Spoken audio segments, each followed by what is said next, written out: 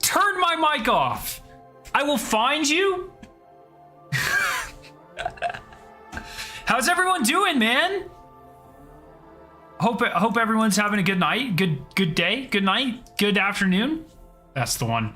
It's almost a fucking 4-day weekend. Can you wish my boy Glenn Goodrich a happy birthday?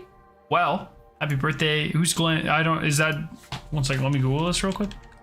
Is this a real person? I just want to make sure I'm not getting baited into like.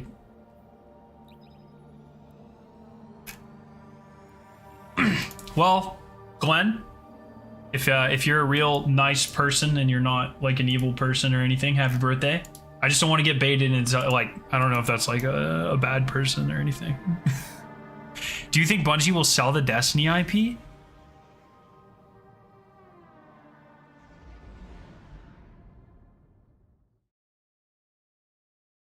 What the fuck are you talking about? What?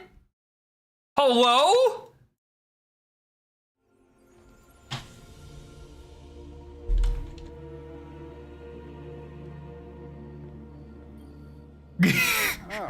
Should we begin? They already did with Halo. They were like borderline forced to with Halo, dog.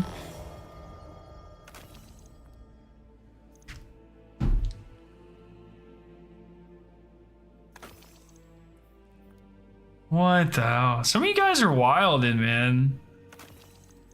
No, Bungie's not going to sell. Bungie is a multi-billion-dollar company with a single product.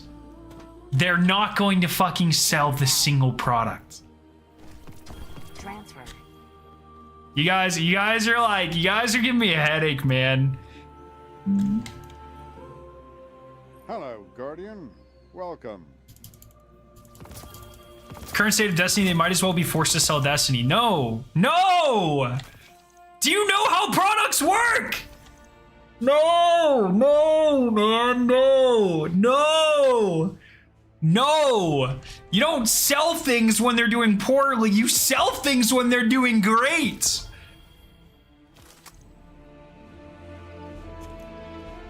No, dog. Absolutely not. That's not how this works. That's a silly question. I don't want you to feel bad, but you should feel bad. Technically, it's not their only product. Technically, it like is their only product.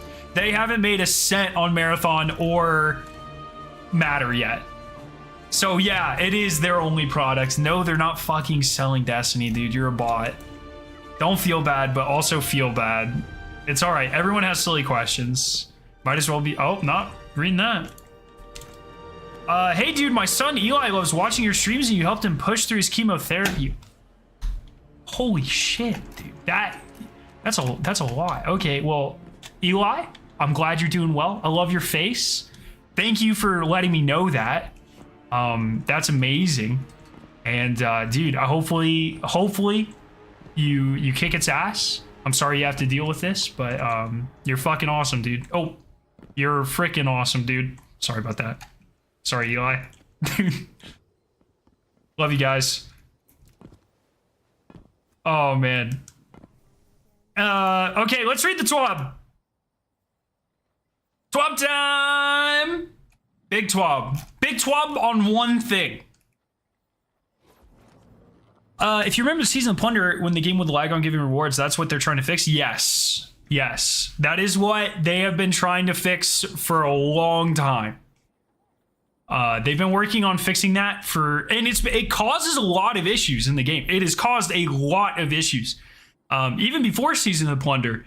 But it seems like there's just too many little things for Destiny to keep up with, or the server specifically, and it just breaks. And I just want to say, look, I'm right a lot of the time, okay? And shocking absolutely no one, I was right again. Where no, the game is not falling apart and it's not getting too big. It might be getting too big, but that's not the cause of the server instability. Because once again, they addressed it like a month or two ago that they were updating the servers and that was causing instability. And so all of these, even content creators, man, all of these people, all of these content creators, all of these like toxic people too, like a lot of people were like spreading this narrative that like Destiny's fucking dying. No, it's just not, you know, like it's not falling. It might be falling apart, but that's not what's causing this. We have no inclination that it's falling apart other than just like random ass nerd neck backseat game developers saying that it's falling apart. And so once again, point for Scaro, stop jumping to conclusions. Stop trying to use the most ridiculous stuff to fuel your ridiculous hate-baiting narratives. There is plenty to be angry at in the game. There's plenty. You can be mad at so much stuff right now. So much stuff. You can even be mad that the servers aren't correctly working. But doing the silly little bitch thing of assuming why that is and using it to create this huge thread of ridiculousness is just too much. I'm gonna need you guys to cut it out. Okay? I'm gonna need you guys to cut it the hell out. Okay? There's plenty to be mad at. The season, like, I like the seasonal model, but something with the narrative has to kind of change, because the seasonal model from a gameplay perspective, in my opinion, is infinitely better than the expansion model.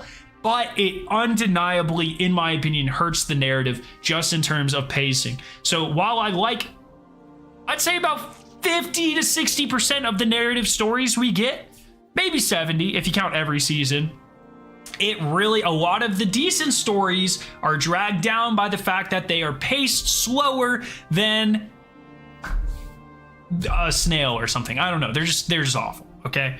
So let's just stop. The game is not falling apart at the seams, at least not publicly, not visibly. I'm not going to try to assume what's going on behind the scenes. I'm a chemist. Okay? Know your place, know your role, know your area of expertise, and trust the words that the actual experts are saying. There are plenty. I'm not saying you can't be mad at Destiny. There's plenty to be mad at. Plenty of, and justifiably mad. There's plenty. But if you have a legitimate argument and then you have a silly little bitch argument, this one makes this one seem dumb. So let's just focus on the real things, okay? Let's do that. Okay? What makes someone an expert? I would say experience, education, and compensation, I would say. I would say there's definitely like a Venn diagram of the three. Have you been paid to do something?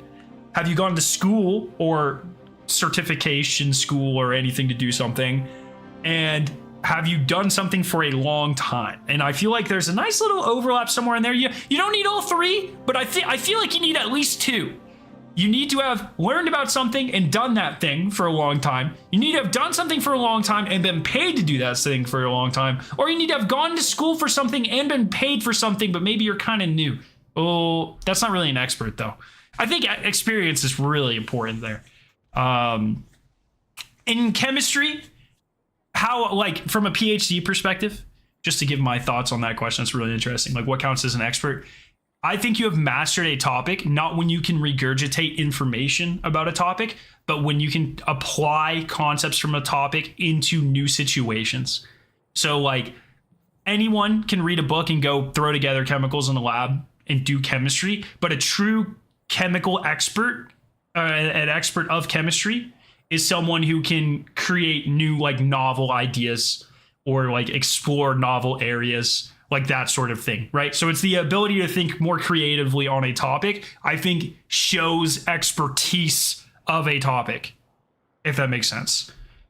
Wisdom is the application of knowledge. Yeah, sort of that, but it's not just like, anyone can know to do something. Like, okay, I watched YouTube videos and I hung drywall. I am not an expert in drywall. So I had the information, I had the wisdom to apply what I had learned, but I couldn't do it. Now that I know how to build do drywall, I couldn't be like, oh, now I want to be an architect and go build some weird ass bullshit, you know? So I'm not an expert on it. I just know how to do it. Or I know things about it. You know, it's kind of like that. I feel like an expert is when they have the ability to thoroughly teach others the topic that is your expertise. Yeah, that's definitely like being a teacher is definitely part of it. Yeah, it's like, being like a mentor, but also being able to implement it in practice in like new or weird situations.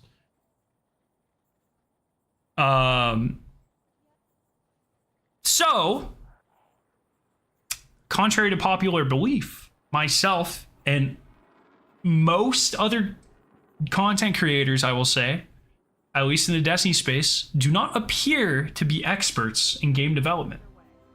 In fact, I only know of a handful of Destiny creators that have careers at all pertaining to like software development or anything. Like, I think CB Gray and Mactix are the only two that I'm aware of that are anywhere even close. And I don't think either of them have game dev experience. So like, no one that I'm aware of can talk at all on any of this. Okay. So, the argument of where the wasn't it 4.6 billion? 3.6? I don't know. It is what it is. Thoughts on Amaze quitting Destiny? You look, man, you can like people or not like people, and I like people and I don't like people in the Destiny community, and that's perfectly fine.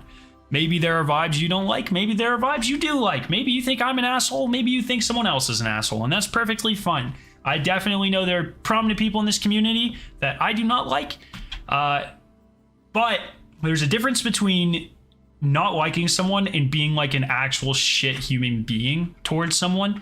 And so while I don't agree with Amaze on a lot of things, and there's a lot of things that maybe Amaze says and does that I personally am not a fan of, people that are like just genuinely like bullying him can like go to fucking hell. Like, honestly, it's disgusting. Just let people fucking live their lives, you know? Everyone's content is not going to be for everyone. And that's just fucking fine, okay? If you don't like the positivity thing, then just don't fucking interact with the positivity thing. If you don't like smart ass, fucking know-it-all bullshit, egotistical, mom fucking weirdo, then don't engage with my content, you know? Like, it's fine. Okay? I think Amaze has just let the teenage trolls get to him, but he shouldn't. The thing is like, he shouldn't have to deal with that, is my point. Like, some people are just like fucking, just like asshats, you know? That's just it. It's just like, and it affects some people more than others. And, you know, unfortunately with Amaze, there's a lot of like the race aspect to it as well. He's been called some pretty like truly awful stuff. And it's like, once again, that there's no reason anyone should have to deal with that. I don't care if it's like, oh, it's the internet. Like, well, then like, shouldn't we like try to change that? You know what I mean? So it is what it is. Like I said, I have I respect Amaze and his hustle and his grind. I don't agree with many things he says or how he does them, and that is perfectly fine. But there's absolutely no reason to ever treat like a genuine human being like that. And it's pretty disgusting, you know? That's just it, man. That's just it. And I would say a lot of people don't like Amaze because of his like toxic positivity. And, you know, maybe there are genuine aspects to that. But I would say a lot of the people that hate on that are part of like the absolute just bottom of the barrel toxic negativity, like bullshit motherfuckers that I absolutely hate. And I would say that's even worse, to be honest. So. Damn, Kiwa, you got me. Shit. So. Honestly, I don't support his everything is positive all the time attitude. I would never call him anything because of it. I just ignore it. Yeah, exactly. That's the way to do it. It's fine. Like I said, it's perfectly fine to not like people's content. You know? If everyone liked everyone's content, then like, I don't fucking know. The world would be a really weird place and everyone would have the same tastes and there would be no nuance and no variety. It'd be boring as fuck. Okay? So just like, leave people the fuck alone. And I know, like, the thing is like, I talk about stuff like this on stream, And I try to be open, I try to change minds, or I try to like put things into perspective, but it'll never matter, dude. It's the same people, it's the same toxic individuals that hate on Amaze, that are like, you know, they're just fucking awful people, you know? And there's a lot of them. There's a lot of them. All they care about is making people angry. And it doesn't matter what side that person's on or what that person's personality is. If you can piss off, you know, a content creator, in their mind, you've won. And so it's just one of those things, man. I don't know.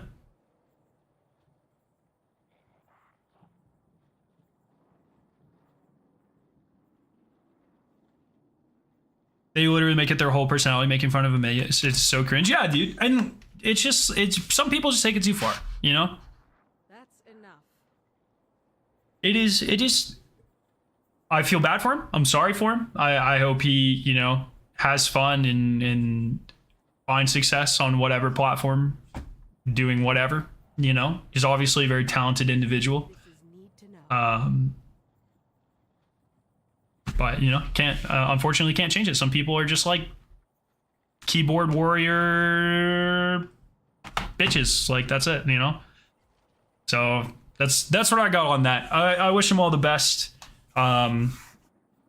Unfortunately, I don't think quitting Destiny is going to change anything. Like, I think those people are too like, it's kind of like when, you know, like a YouTuber becomes like a personality, or like a streamer becomes like a personality. And so like people watch you for the personality, not the game you play. Like, I feel like that's kind of like the bad version of that. Like, I feel like no matter what Amaze does or plays, there's going to be those shitty individuals that just chase him around and bully him all the time. And that fucking sucks, man. So I don't know.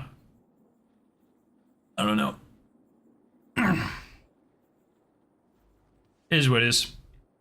But yeah. Okay, first up, we have an update from the engineering team. And here, 1 second. I'm gonna say Bungie's like way too nice a lot of the times, okay? You know, they can't say things. They can't say a lot of things that I know they want to say. So I'm gonna go ahead and say it for him, okay? Okay. First, an update from the Destiny team. Give me a sec here. Oh, sorry.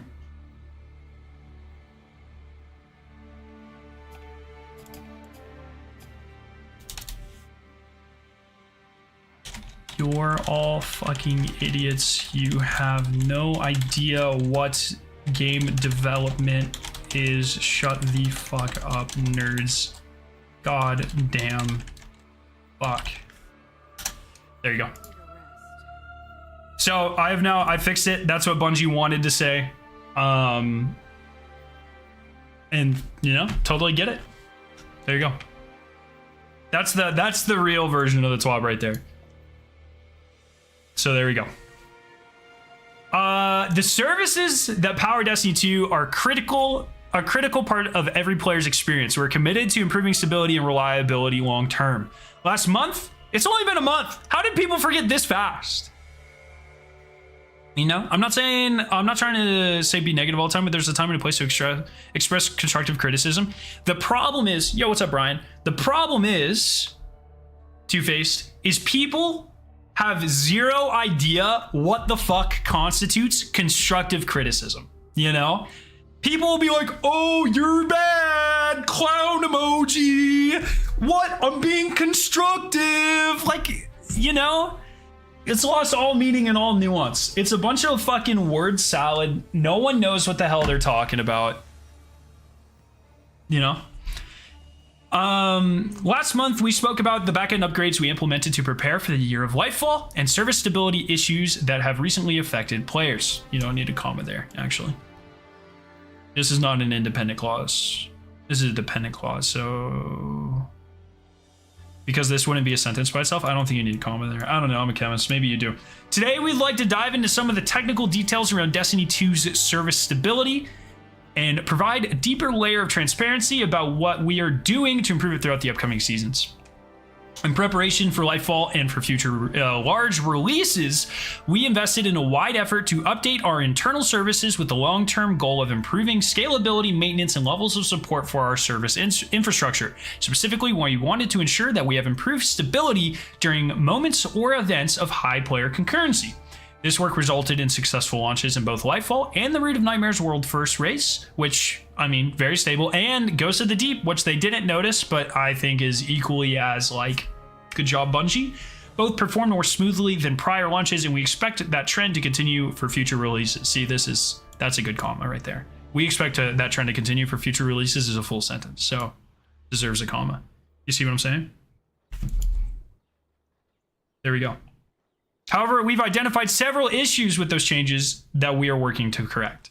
So my only thing I'll say on this is I hope if servers become more stable, we can go back to freaking Saturday raid launches, please, for the love of God. I work half days on Fridays now, so it doesn't really affect me as much as it used to. Can you see my emotes, man? No. But, oh, yes, I can. Yes, I can. Sorry, I didn't know what you were talking about. Yo, Orange Cat, what's up? So hopefully we can go back to Saturday launches just because they were nicer and more people could compete, and I think that's cooler. Best case scenario, Saturday launch, 24 hours to get the emblem, but second best case scenario, Friday launch, 48 hours, in my opinion. Because not everyone can get off on Fridays. That's a fact. Half day plus full pay equals W. I'm salary, so I work 4 9s and a 4.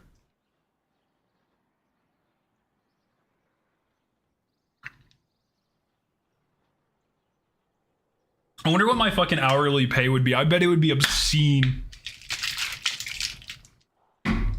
Okay, Lab. Okay. Friday raid launch for Kingsfall killed my day 1, so going back to Saturday will make me very happy. Yeah, I doubt they'll do it, but I would love for them to do it. We'll see. When the gameplay messages from Destiny 2 are received, they are sent to a key service called Claims. See, this is what I love. When Bungie says, fuck it, we're using all the technical terms.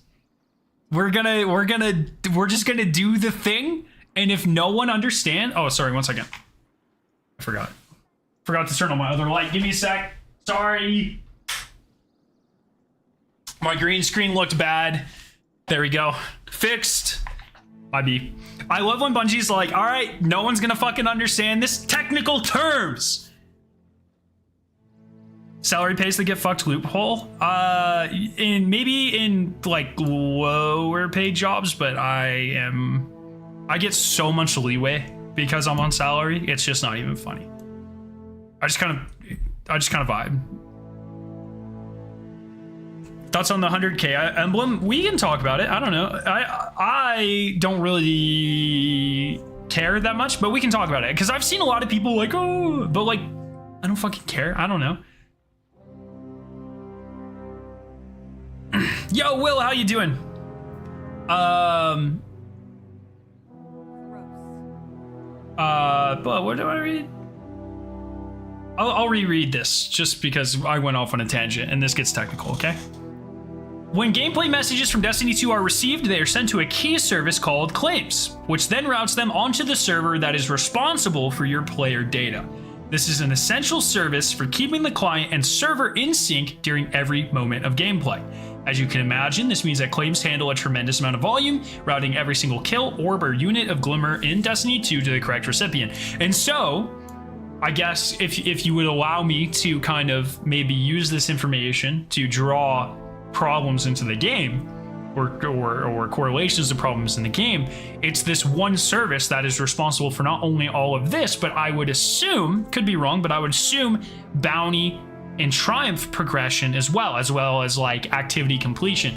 And so I would imagine, and you know, once again, chemist, not game developer, but it would logically make sense that if it's the single service handling all of this stuff, that's why during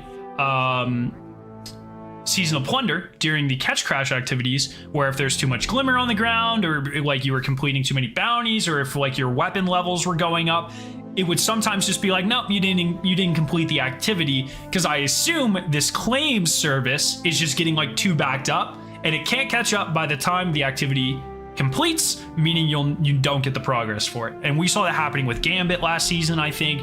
And it just seems like there's a lot being routed through this one key system, and it's like causing a lot of problems in Destiny.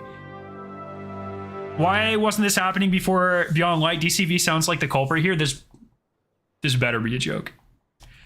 I will say that, look, man, if that's not a joke, we have just so many more things on the ground right now. Like, we have all of like the orbs of light are like way more common than they used to be, because like every subclass and their mom spawns one. And then we have all of like the subclass like fire sprites and the stasis shards. Like every subclass spawns like a fuck ton of those. You have like all the strand crawling bullshit. Like there's just so much. We have weapon levels, which didn't exist back then. There's just so much, right? More players, sure, but if this is more on like an activity basis, well, I guess they did say that. All right, yeah, I guess this is, since it has to do with like high player concurrency, I guess this would be affected by concurrent players as well.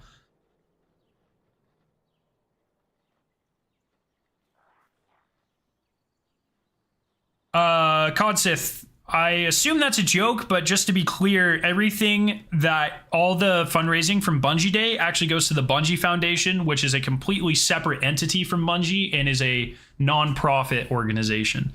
All of that goes towards charity. It would be highly illegal for Bungie to take any of that and do anything with it, and they would be immediately clapped in court by a lot of regulatory bodies. But I assume you're trolling. Yo, Duke, what's up? Ahead of Lightfall's launch, a few improvements were made to the Claims service. We made updates to some of its underlying communication technology and made changes that allowed Claims to scale out more servers so that during moments or events of high concurrency, the service could make use of those extra resources and avoid getting bogged down. So what I'm hearing is Claims got dedicated servers. We got dedicated servers in Destiny 2, baby. That's what I'm hearing. I mean, for one specific aspect of Destiny 2, but for all the haters,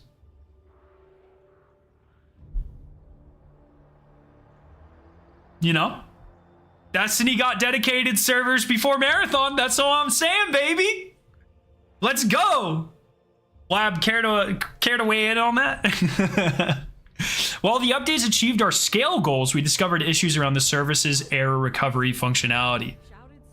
Are they dedicated servers if they're also running something else? Yeah, part of them are. It's like if you have a disk drive, but you partition part of it off for Windows. It's like that. There we go. So normally if Claims has its communications channels disrupted with other services, it is designed to automatically restore these connections. These disruptions can happen for a wide variety of reasons, including hardware failures, network hitches, or problems with other services. However, despite rigorous testing, the updated system is not always recovering as expected in our live game environment. If these channels are permanently disrupted, this can be one of the causes beyond Weasel, Baboon, or other error codes for a large subset of the player base. In these cases, even a rolling restart of our claim service is not always enough to restore the service. Instead, a full restart of our Destiny 2 services must be performed. Shit. To restore the claims system, which we are rapidly working to correct. That's wild. That's wild, man. It's like they literally have to turn it off and turn it back on. Isn't that crazy? Fixing these claims issues is at the very top priority of our services organization right now, but we must do it very carefully. Done incorrectly, we could unintentionally make stability for players worse or create new issues. This is not a process that can happen overnight, and we must make sure that as we make these fixes, we also guarantee that your gameplay messages get routed reliably so that your Destiny 2 experience remains smooth and stable. Although Claims is just one of the many services which are receiving ongoing updates and maintenance to improve the stability and reliability of Destiny 2, the improvements we are making are a crucial step in both addressing the intermediate issues players are experiencing, as well as better equipping us to deal with any potential future issues that may arise. remains. So it looks like what happens is the game just gets too crowded. That's why these issues usually happen around reset or at night Eastern. Too many people play. Too many people are completing bounties, picking up orbs of light and all this stuff, or spawning orbs of light, spawning glimmer, causes the servers to go kind of schizo, and then they have to like restart it. And that's been what's happening. So according to this very in-depth explanation that Bungie has absolutely no reason to lie about, which means it's very credible, the game is not falling apart, okay? It's not too big. There's not too much content, okay? This has nothing to do with what is or is not in the DCV. This has nothing to do with there being 7 dungeons and 5 or 7 raids or whatever the fuck. This has nothing to do with any of that. And anyone you hear claiming that is, and this is the scientific term, a bozo. Okay?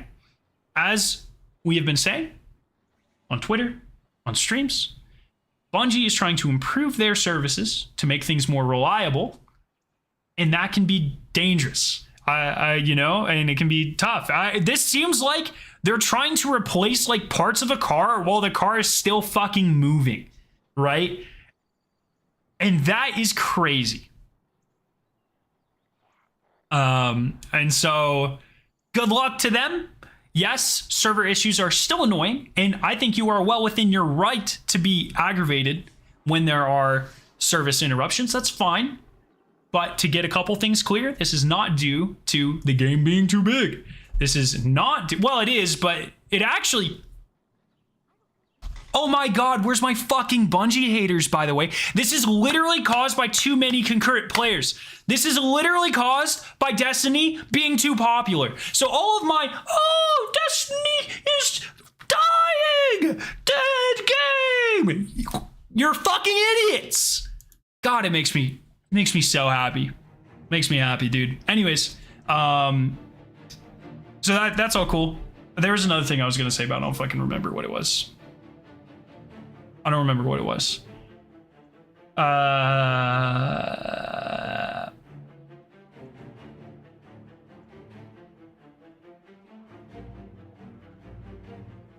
don't remember. Anyways, pretty cool. They just need 512 megabytes of RAM. Yeah, dude.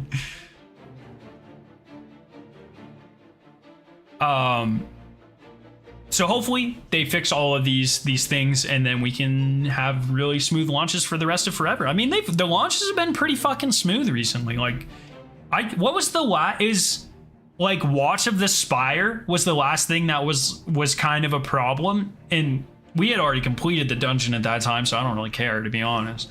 What was the last launch that inconvenienced me? Because that's important, right? What inconveniences me? I think Season of the Splicer. I remember like the launch of that being rough. Mid-season 21, did Bungie just call their own game mid? Vow? Oh, yeah, Vow. Yeah. Well, Splicer was after Vow? I get all these fucking years mixed up every time. If Splicer was after Vow, because it went Risen... No, it didn't. It went Risen, Haunted, Plunder. Splicer was before Vow. So yeah, Vow. Okay, so Vow the Disciple. Yeah, that was rough. Yeah. How do you guys keep all this shit straight, dude? I don't know.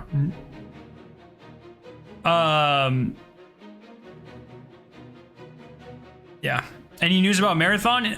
No. I don't think we'll hear news about Marathon for a long time. Other than the fact that somehow Asacross is convinced that it's going to drop in 2024, even though I have seen literally nothing saying that. So I'm still waiting on a source for that one from anyone. Really appreciate that.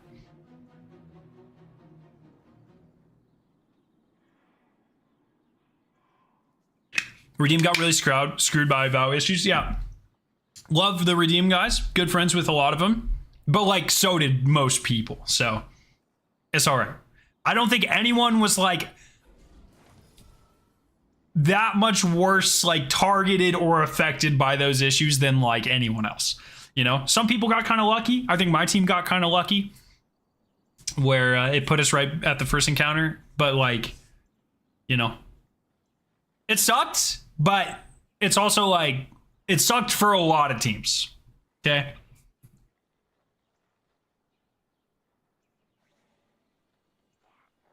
Bungie, oh, Marathon is releasing in 2024. My uncle works in Bungie. For real, trust. Fair enough. So, all right. To give everyone a clear understanding of our next steps to steadily improve game stability, we've developed a roadmap. Roadmaps are back, baby! Now, can we get a seasonal roadmap? Like, just one, please? With key milestones over the next 2 seasons. Ongoing, we will continue to make improvements to our production and deployment processes to reduce the risk of disruptions for players while reducing our maintenance and deployment downtime windows. We will also constantly improve our response procedures for incident recovery to bring Destiny 2 back online as quickly as possible when incidents occur. This work has been ongoing and will continue through this timeline. Mid-season 21. I wouldn't call this season a mid-season. Like, I think there's like mid aspects of the season, but I think like there are like genuinely really good aspects of this season, you know? There's like good stuff and bad stuff, I'll say. But I think like deep dives are awesome. Salvage, I wouldn't even call that mid. I think it's just bad.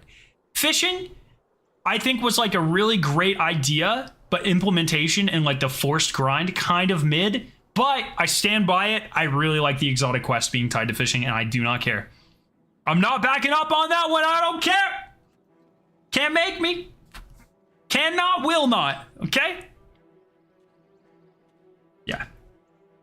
And Solstice, I'm just going to say, probably going to be mid. Because it's almost certainly going to be the same thing as the last 5 years. And fuck me, I don't want to do that again. But we'll see. Okay. Season 22 launch. We are deploying a large set of improvements meant to improve the self-healing ability of claims and reduce the odds of us needing to bring Destiny 2 temporarily offline when an issue occurs. We are adding functionality for services to detect claim services that are in an unhealthy state and send their messages to healthy services instead. We are additionally making 6 targeted fixes to claim systems where we have identified issues that could impact claims stability or recovery. We are making an improvement to better evict old gameplay messages in our pipelines, which should help with faster recoveries and reduce the chance of a death spiral of slow messages causing more slow messages.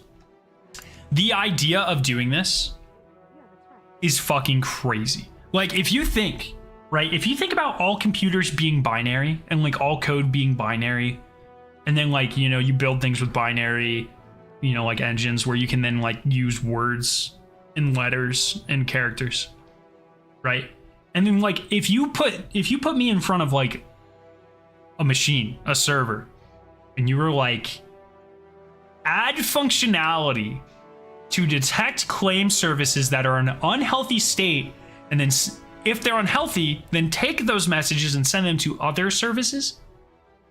What does that mean? How do you do that? How do I do typey type and make it do that?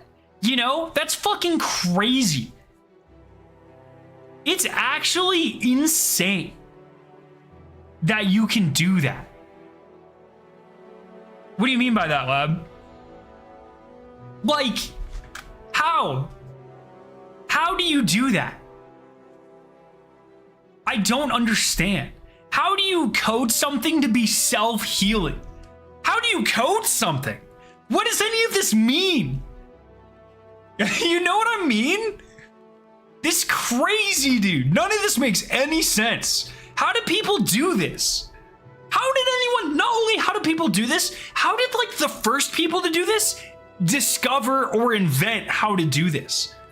It literally came, the first binary storage devices were fucking paper cards with holes in them. How have we gone from that to whatever the shit this is in like 50, 60, 70 years? Surely not 70. When did IBM invent those? IBM punch cards. When was it? When were those invented?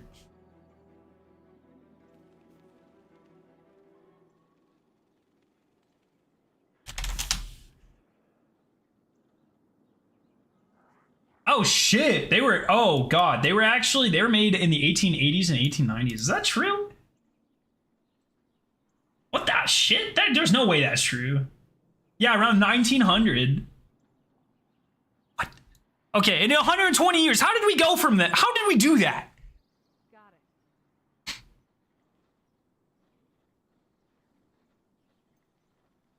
I just don't understand. It's crazy.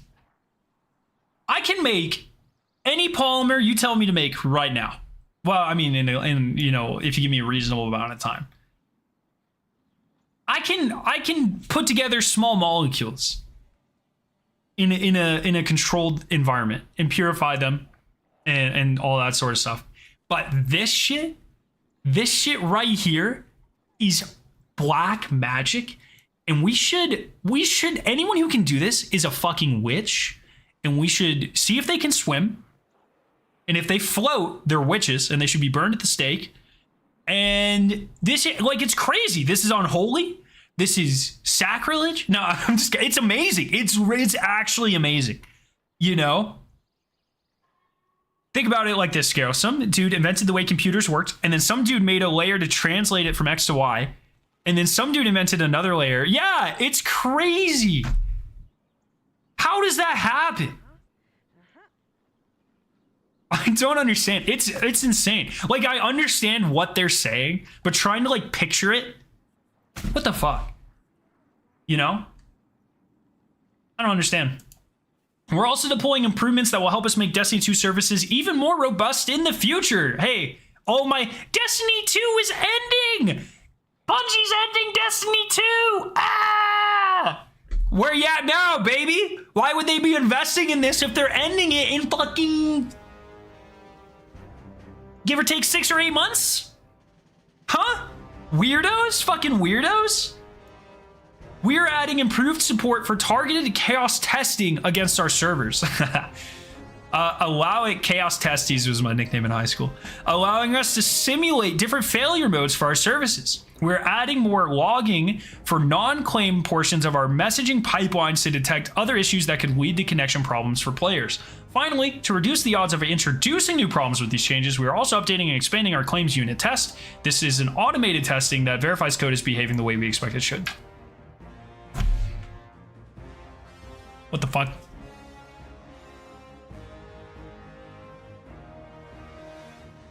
I used to have a Discord bot that automatically detected if I made changes to the code and then redeployed itself. What do you mean by that?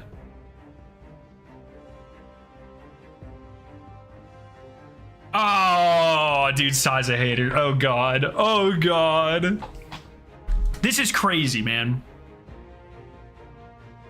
Season 23 launch. Based on the results of the last update in Season 22 and improved logging, we will be targeting deeper and broader architectural improvements to improve the service stability and rapid recovery of Destiny 2, which will include a range of additional improvements.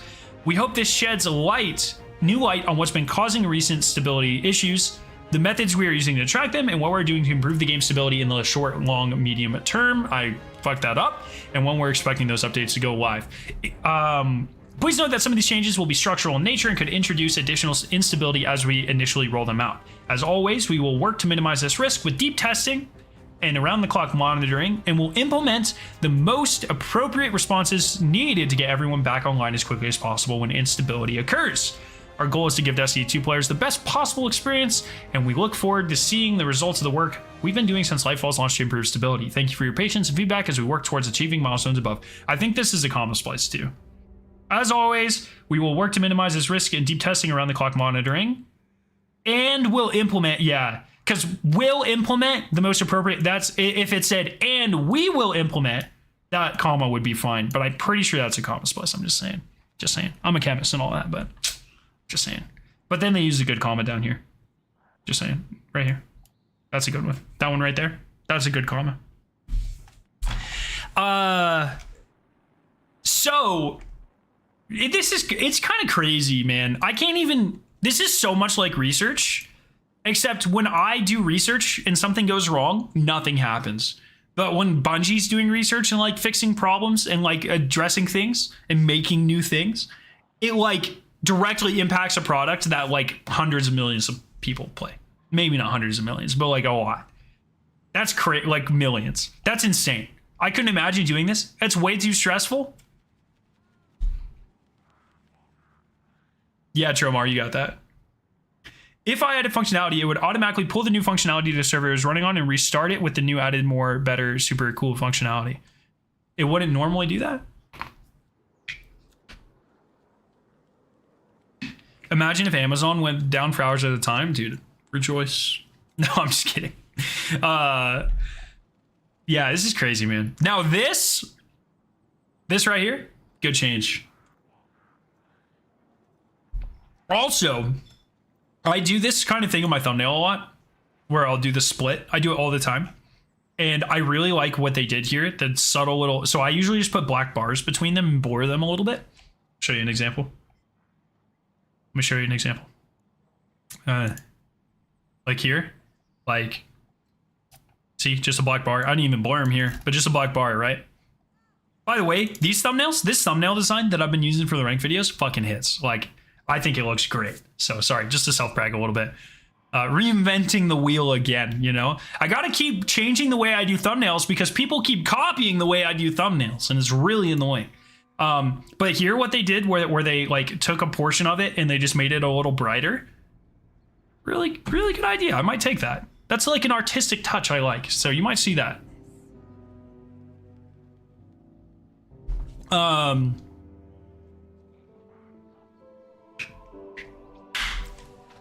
So feeling lucky? How's the fishing going, pals? Whether you're having a shockingly good time on Nessus, catching, oh, that's funny because it shocks you. Catching a break in the EDZ, or at least it's a carp, you know? Or spending, I shouldn't have laughed at that, that was stupid. Or spending time in the Misty Throne world, we have some exciting news for you. Starting at Reset on Tuesday, as part of our Bungie Day celebrations, we will have a new fishing perk, Lucky Week. What does that mean? Well, for 1 week, Nessus, the EDZ, and Throne World will have a bonus that doubles the exotic fish catch rate. Need to finish up that triumph? Yes. Get ready to get on out there, Guardians, and watch for more Bungie details coming next week. So, if you've been grinding for the triumphs like me, and you're having a hard time getting all the exotic fish because that stupid original fish keeps dropping, this is the answer, which is really exciting. Humans go down for 6 to 8 hours a day. Why don't servers? So I've actually thought about this. I was thinking about that, like computers, you know, a lot of technology, you turn them off and you turn them back on if something's going wrong. It's kind of wild to me that there's not like I mean, it makes sense, but also like that there's not like a hard reset button on humans. You know, like how many mental issues could be stopped if we just like could turn us off for a minute and turn us back on? Is that how that works? I don't fucking know. No one's ever done it.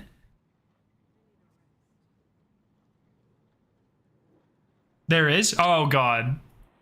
Oh, God. It's right next to the prostate. That's pretty fucking funny, dude. I believe it's called dying? No, that's the turn off, but you can't turn it back on again.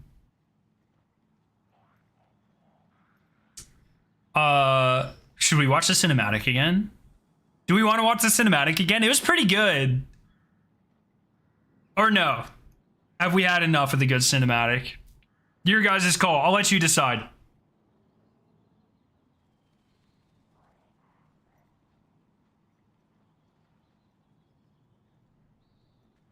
They're called mushrooms.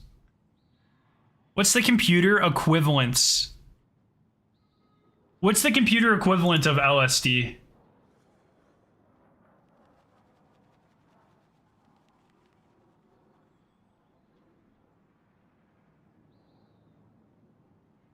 No? All right, more people are saying no. That's fine. Okay, so what I need to do, the plan tonight was to fish a lot, but I don't have a lot of bait, and they are increasing the rate of exotic fish next week, so it'd be stupid to farm them now. So what I want to do is get maximum bait before next week so I can farm out the rest of my exotic fish and have a good time. And so I want to see what I have left to do. Okay, so the first question is what's the lost sector today? Because I'm missing a lot of exotics that I really should not be missing. Head armor. I don't know if I'm missing any of that. No helmets. No helmets. No helmets. Oh, I'm missing the Titan helmet. Okay, we're going to go farm that.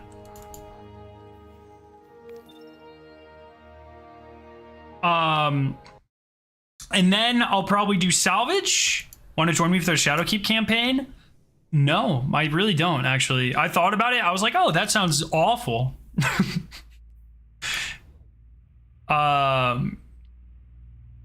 Barrier, unstop, solar. So it's probably like galley, and then barrier, unstop.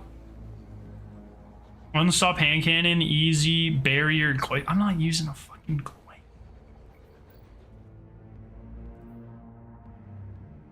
Oh, ignition. Radiant effects. Oh, hammer gives me that.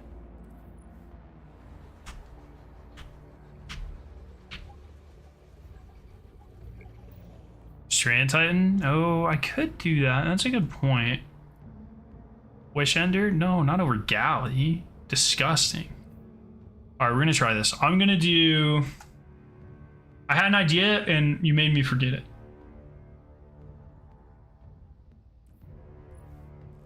And we double? I feel like double primary is like stupid. So I'm gonna do it. Let's go.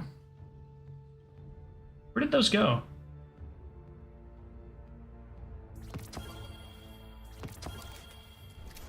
This feels real dumb. Let's do it. Because I'm just gonna use my hammer for everything anyways. Fuck, you know what I'm saying? So yeah, I want to max out my... What's my light? Okay.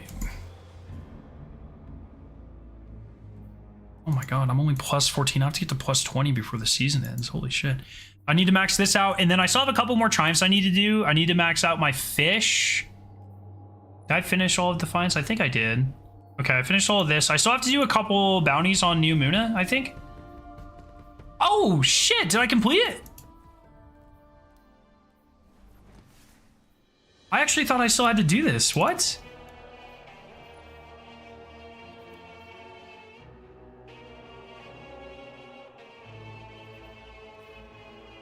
Where's the... Oh, let's go! Sick! Okay, so all I have are seasonal ones, which is 2 more salvage keys. Season of the Deep Weapons, I can just go get a Shirochi and do that. 5 more treasurers, and then like... What are these? Do we know what these deep dives are yet? And then fishing. Oh, I need to do... Yes, I haven't done any of my seasonal challenges.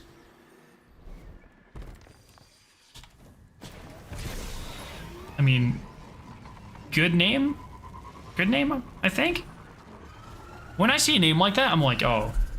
My first thought is like, oh, that person is definitely racist. But maybe that's just his way of showing support, which I appreciate. What are the treasures? I have none. They're kind of like ruffians. But they are like ruffians from Season of the Plunder, but they are much more rare. Going for max active triumph score, the ones that need fire team members for patrol stuff sucks. That's LFG doesn't give shit to join. What do you need patrol? Fire team and patrol? That's a good name? Yeah, so it is a good name at like face value, but I'm worried that like it's someone has it and they're like being sarcastic and being a bad person. Wait, Victoria? You didn't even come in to say hi? Toxic! Everyone call my wife toxic. She closed my door and she didn't come say hi. No, not interested. No, stop. How was swimming? Good. How's Kitty? Good. Oh, did you go pick up steak? I'll cook some. Bruh, now you got me wanting steak. What the frick?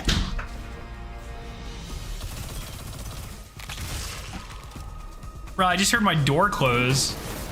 Didn't even come in and say hi, man. Oh, I'm gonna die. Shit. Oh, I have a Lorelei. I'm literally unkillable. Get a haircut? Nah, dude, your mom enjoys pulling my hair too much. I was like, hey, honey, I think I'm gonna go get a trim. And she was like, if you do, I will fucking leave you for your father. I was like, oh my god. That's fucking toxic. My dad doesn't even have long hair. Yo, Mickey, or Mikey, thank you for the sub. This is not going well. I thought this was gonna go a lot better. I thought hammers were better than this, but they're not.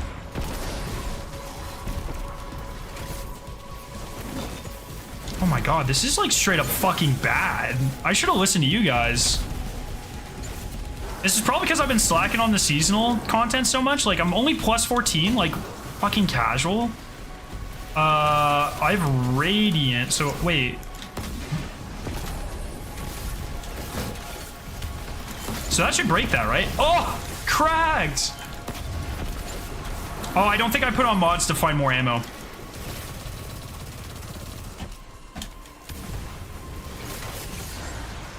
So I don't need an SMG. I should put on Forbearance, I think.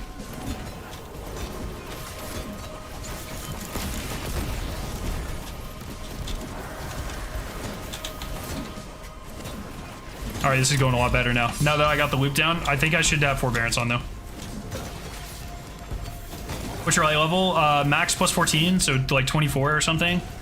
Additional finality? Oh yeah, I could do that in a hand cannon. That's actually like a really fucking good shout.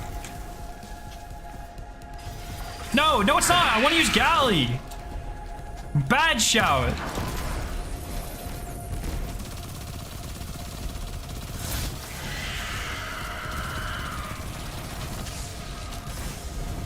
Just reminds me, Scarrow, when growing out your hair, did you get like touch-up haircuts in between or not? Yeah, I usually, so every couple of months I'll get like an inch or two off. Like I do it now too. I'm happy where it is. Like I'm just gonna I'm gonna keep it this length.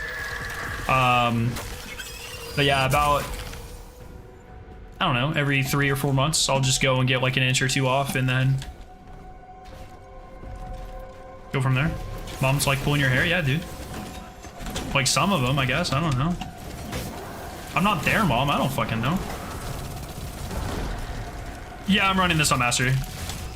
Probably not worth it now since Legend got buffed rates. I didn't really think about it. I haven't been part of the Lost Sector farm game. There's a reason I don't have the last 6 exotics released, you know? Like, I've been out of the farm game for a while. That fucker's gonna kill me. I should have waited and stun him again.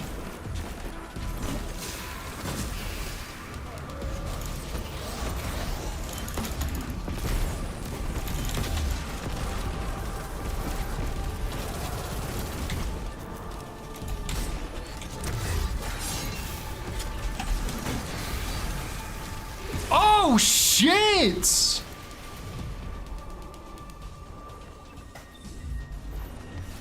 You could just wait for a Vex Incursion Zone? Yeah, I think I have some of those exotics like from that, and that's it. That's pretty cool. That was a good change. Oh god, this guy's gonna fuck me up. Let's go. Here, I'll just pop this. Where'd he go?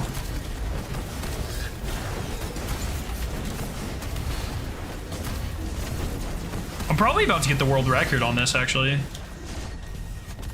I think.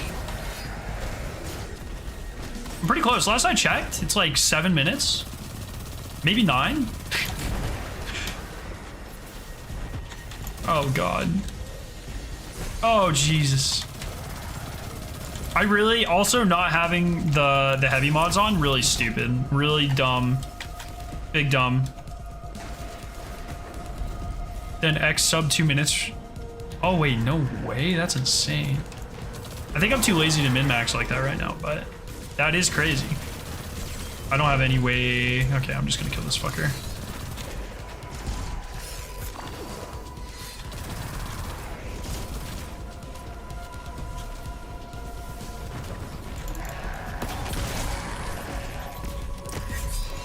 Heavy, please?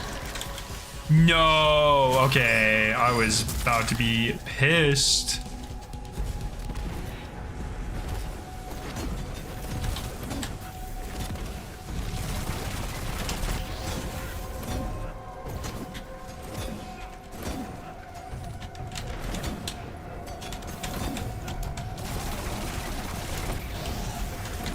Oh, you're fucked.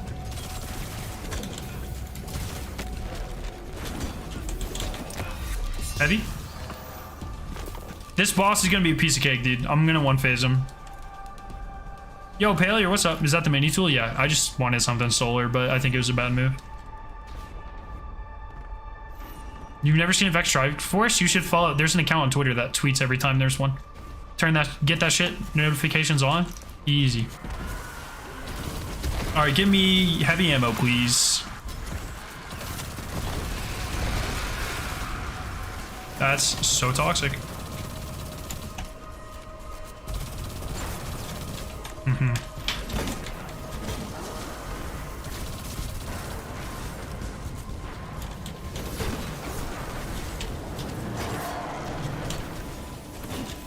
How does the orange bar get one shot? This shit better just give it to me first try. I don't want to do this again. Oh my god.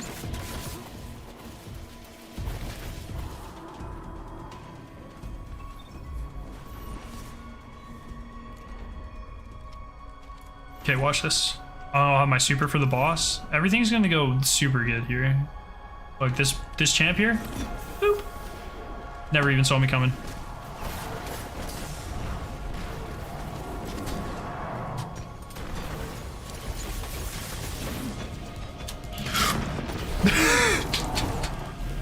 I don't know what that was. Oh, now I'm not gonna have radiant. Oh, this is a problem. This is a big problem. Yep. That's okay.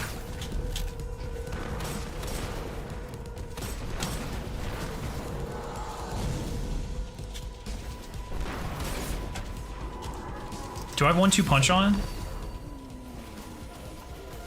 Nice. Okay.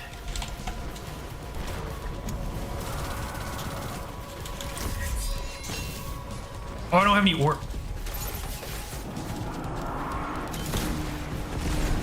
Here, I can go ahead and kill this guy, though.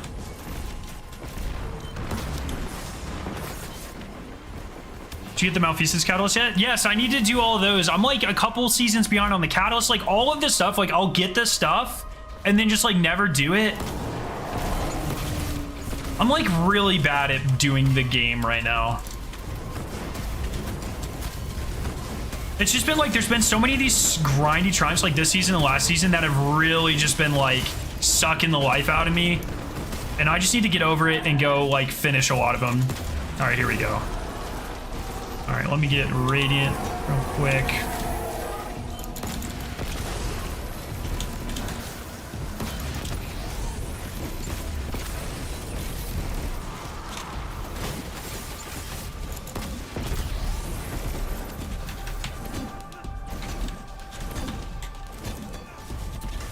Oh! Okay, that should be plat. And this should be helmet first try. 1.5 minute run, world record.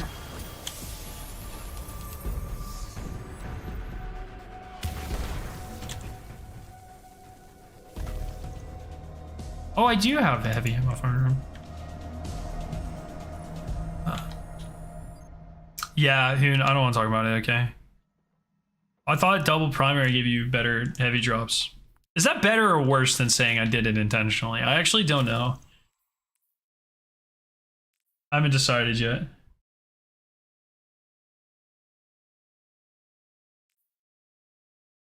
Fuck it.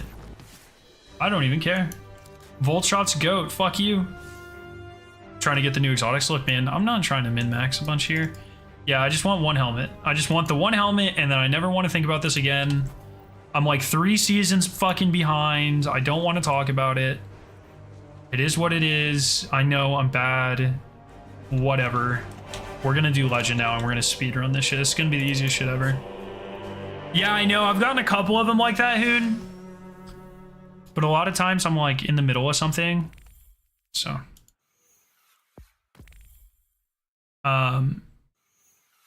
But yeah, I do need to go back and do some of the I don't know. It's hard to focus on doing anything with these treasure-laden enemies, to be honest, because it's like anytime I'm playing the game, I just want to do that or be fishing to get those.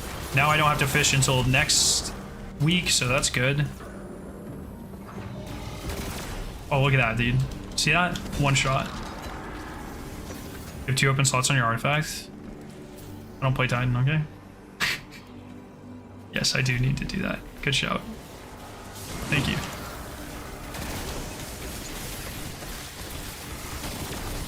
Whoa! How are you not volt shotted, bro? Oh, you are.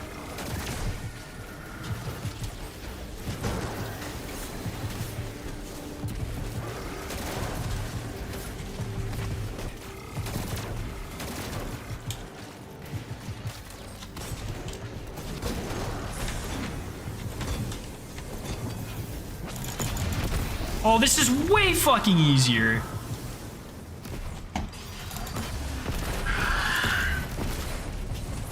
Oh, this is a joke. Don't do master content, dude. Master content's a waste of time. Oh my god.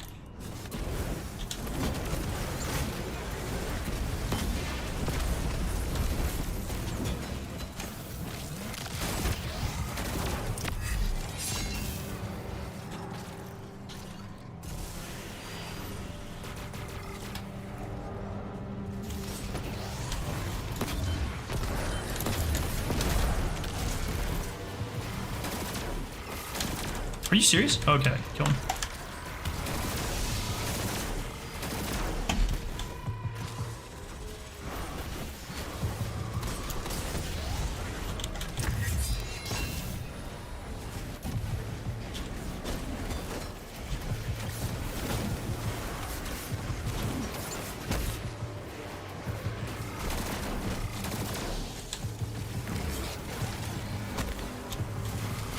Oh, that's tragic.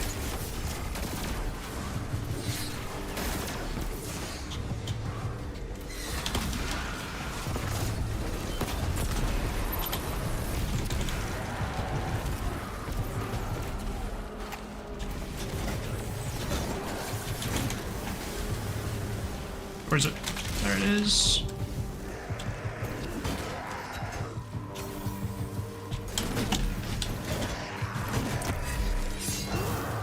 It's 207 with Legend with like no optimization. There we go. Dude, I'm at 12 seconds right now. Oh, I thought I finished it. I'm so dumb. I don't know why I thought that. Thinking back, that was a really stupid thing to think. I got an envious bait and switch dungeon rocket. Are you proud? No. You'll never use it.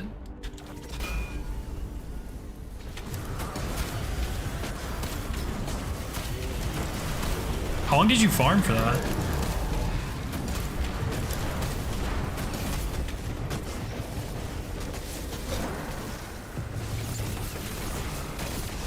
Oh, grab all the heavy. I'm gonna die. I don't care because I have heavy. You guys are bad. I'm good.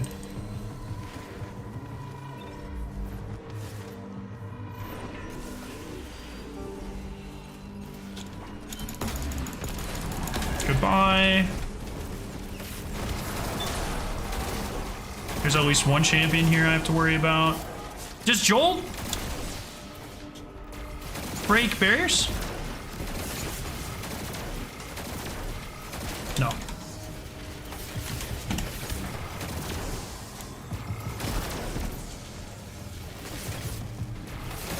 Wait, I might be able to brute force this. Nope. Jolt is overload. There you go. Makes sense. Is that an exotic?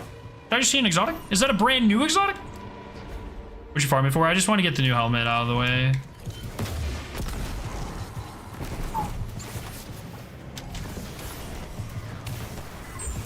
Shit! I like that you can focus exotics, but I do not like how once again we keep moving away from getting like cool exotic or like loot chase moments on the ground.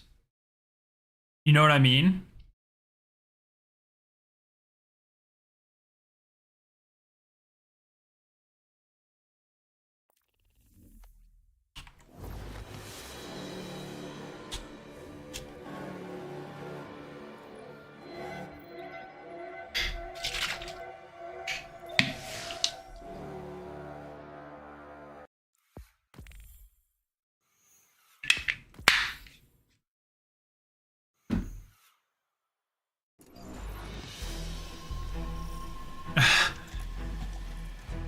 It's just like, I feel like so much of the loot chase in Destiny has just turned into like menu simulator, and I really don't like that. Some of that, fine, cool.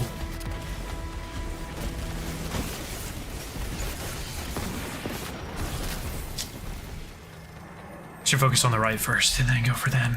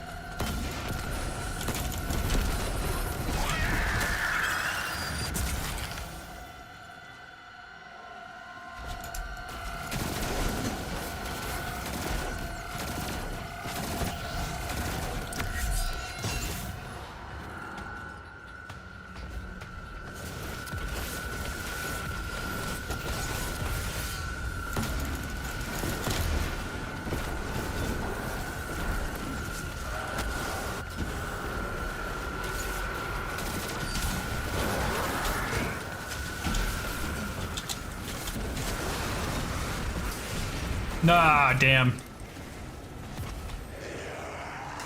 How are you get put on this week's GM? I heard that you have to, like, at the very beginning of it, you have to sit there and wait, like, before the first light bearer. You have to just, like, clear shit out of distance until I think the light bearer disappears, like, it despawns. And I think you're good to go. I haven't done it yet. I need to do those. Hoon, are you on Tuesday, by the way?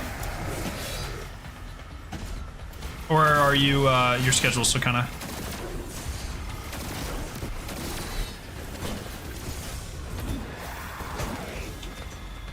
Because I think I want to try to run all 6 next week.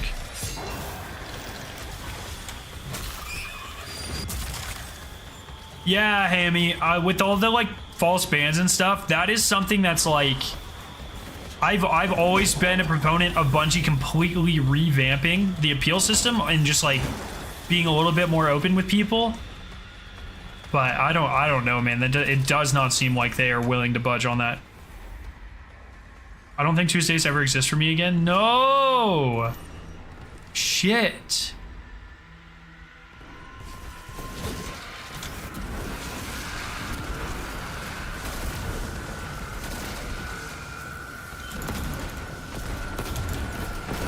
Choose my super on this guy, and then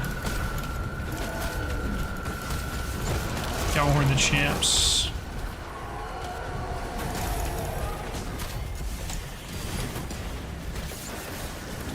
Oh shit!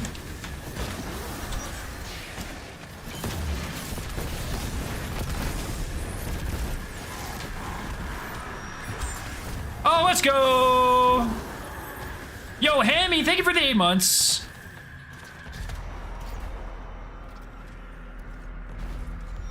When I get a promotion, I might be able to change stuff around. Dude, why don't you, like, make a good impression and get promoted now?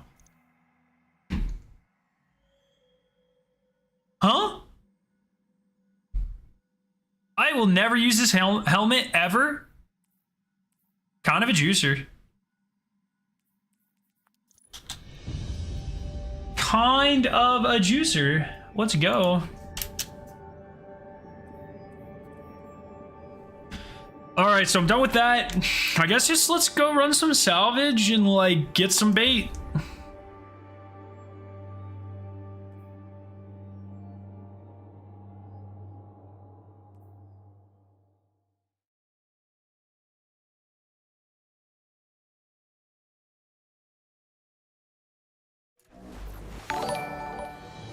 Hammy, thank you once again. All right, I guess it is time for doing salvage until my eyes bleed. Thursday edition. Or the shadow. Why are you doing the Shadowkeep campaign? What are you doing? Why are you doing this to yourself?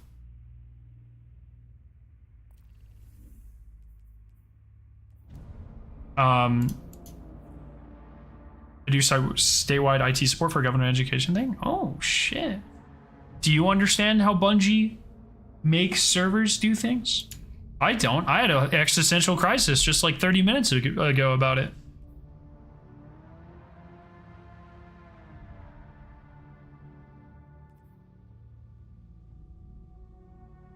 What do you have your ghost stat set for? Oh, dude, I have the best artifice armor ever, so I guess resilience, but that's not on purpose. I really don't care anymore, to be honest.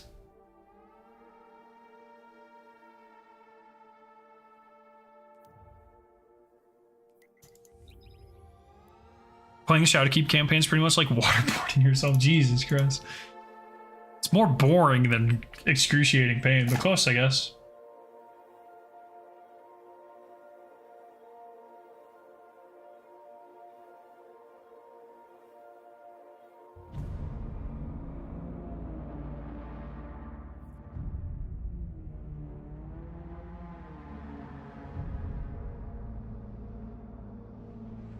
Microsoft's lawyers try to correct the FTC and makes an Elder Scrolls mistake by saying Elder Scrolls 16 and then reveals that Elder Scrolls 6 is projected for release in 2026. We were just told last week The Elder Scrolls 6 wasn't coming out until fucking 2028 at the latest. What is happening?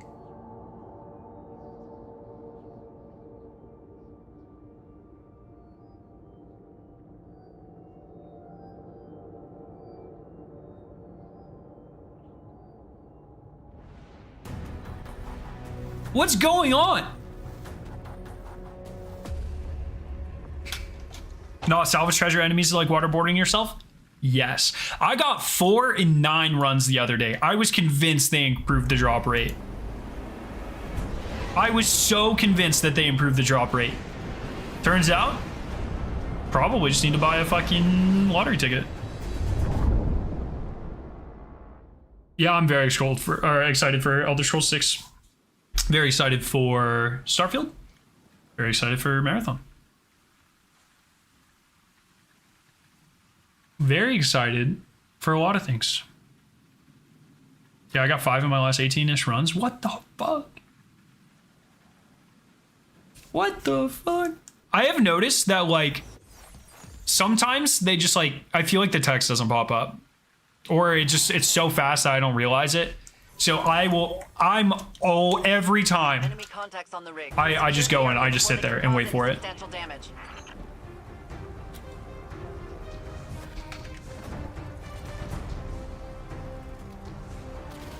So I had been dipping after the second, but I want to try to get full bait by Monday, so I can fish for all the exotics and I don't have to worry about it ever again. So, plus I still need a couple more salvage keys. Yo, what the fuck? What? Damn. Looks like the cranes blew their fuses.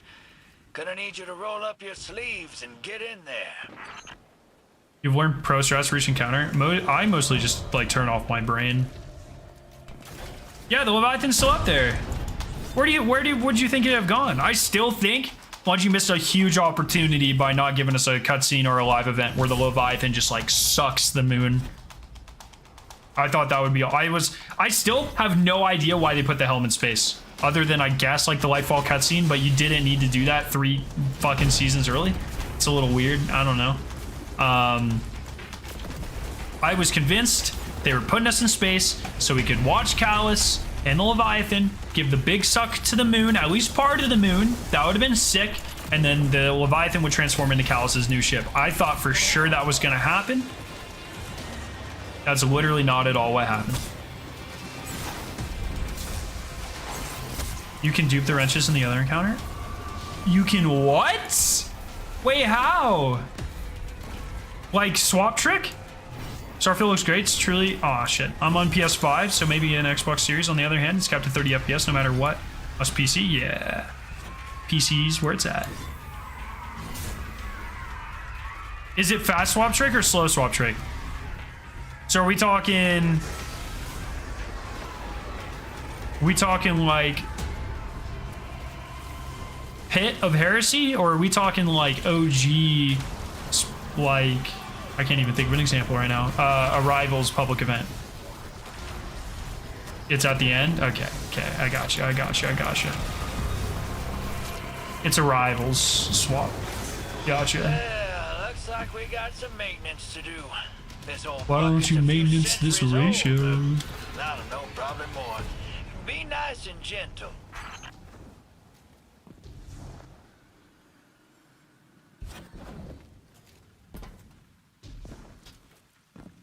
Swap at 80? Okay. It's this one, right? I miss seasons changing the patrol zones. I know, dude. I do. I feel like a lot of the seasons have just been so disconnected. Oh, this might be the Thrall one. Does not look like it's the Thrall one. Okay, I can dupe this.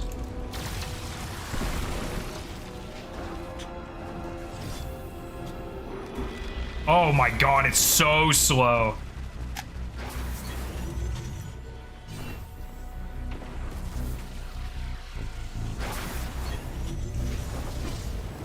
How did I not know this?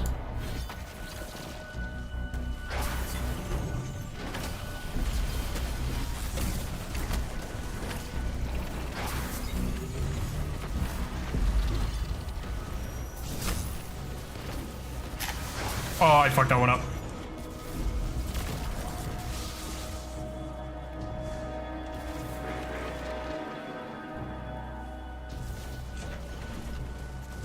I fucked the last one up. What in the shit are you doing? You want to go any slower? You don't have a bedtime or anything? What's going on here, Wonka? That's a sick name, actually. Wonka! Get down, I've got you!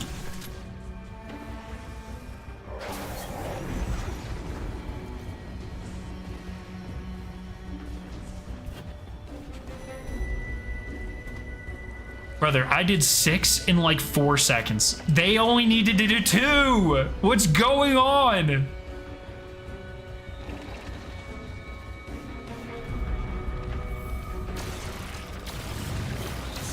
We got explosive ordnance on deck.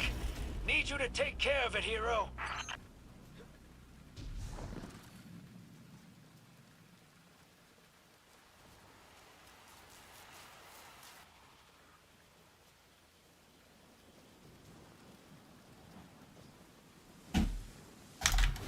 Oh, what? You saw what? You didn't see anything. I don't know what you're talking about. So now I gotta finish this. Normally I just leave here, but... What's the shift key? What do you mean by that? How do I cheese this one? I'm playing Countdown. Someone put a bubble on the diffuse! Earth's waiting for HVT on the other side of the map to die and you see the closest guy. Close to spawn killing has said yes. Yes. People are good at reading objectives, man. It's a skill Destiny teaches you how to do.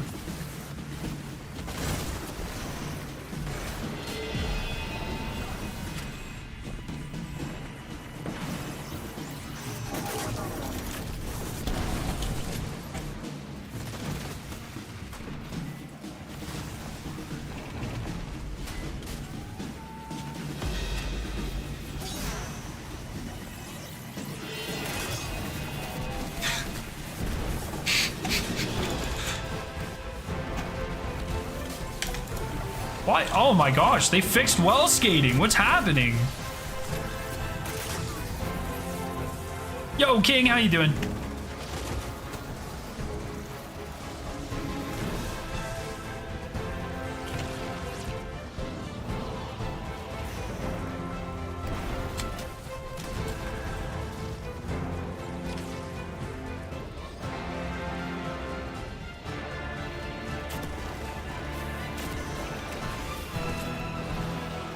No, I'm just bad. It's truly a skill-based issue. There we go.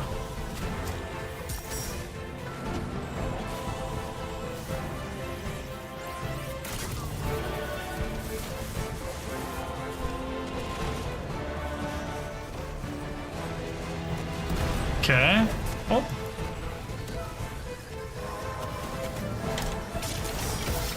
Three orbs. 3 orbs, gang. 3 orbs.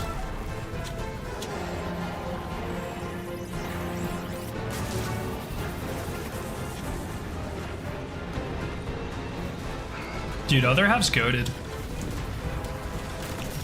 Kind of the best in the game, honestly. Martin Wellskate was so frustrating. No one would say the correct timing for the jump in the super. It's so hard to convey. Like in my video, I tried to do an alright job. Sorry if it wasn't helpful. It's like the best way I can explain it is it's a rolling motion. I go like I literally roll, so it's right click, space, control for me. Or sorry, for super it's F. So right click, super F, and it's literally just like a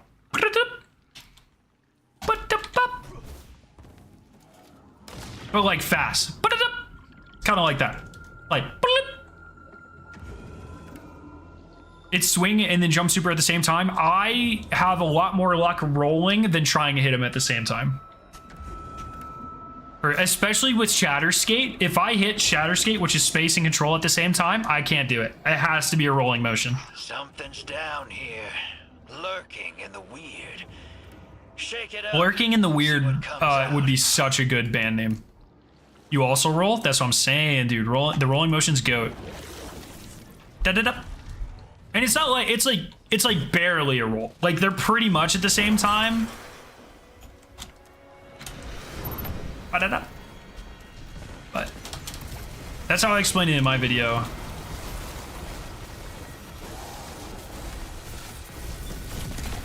I'm a little disappointed in like myself, I guess, because I was so excited when Lumina flying came out with Strand. I thought I was going to use it so much, and I just like don't. I'm a little disappointed because like the Lumina flying was sick, and then like Strand movement in general was really cool. I just think the fact that Strand skating is so hard on Hunter really killed it for me, unfortunately. But like, there's actually just so much cool movement tech there that I just feel like I underutilize. I mean, look, big nerd, if you hit it every single time with your method, that's the best method for you, like, period, you know? Everyone's gonna have like, I mean, everyone's hand reacts a little bit differently. Everyone's keyboard probably has like slightly different latency or whatever, or controller even. So it's like, everyone's setup is gonna have like a very specific feel that you just have to master, right?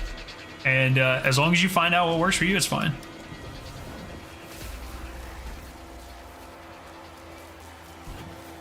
Now you need to show how to well scan controller. Like, I don't know how to use a controller. Jarn in the Deep would also be a killer band name. I think that'd be a better song name, honestly. By Swim in the Weird or whatever the fuck it was called. Took me 4 years, but I finally finished God of War 4 the other night. Platinum at 2 a.m. today. There you go. Sick.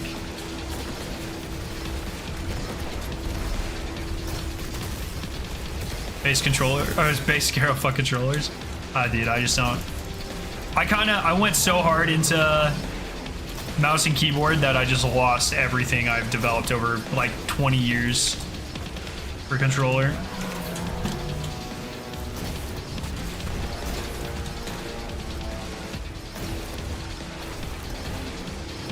Oh, let's go.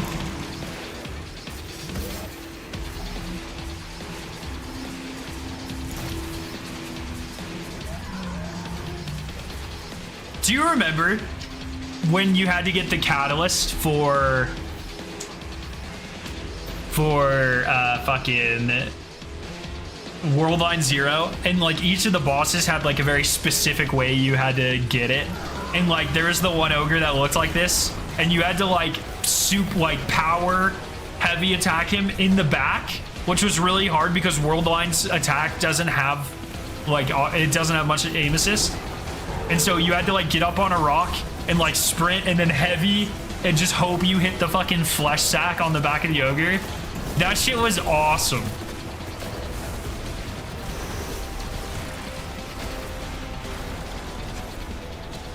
So cool.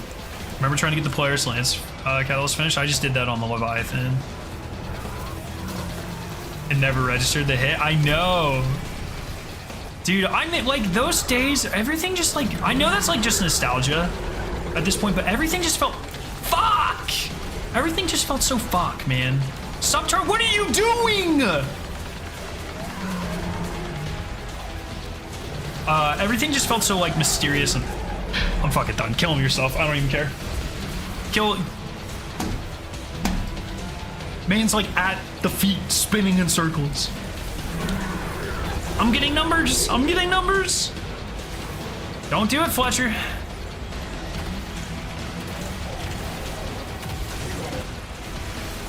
Just kill the. I'm not shooting him. You guys can kill him yourself. I don't care.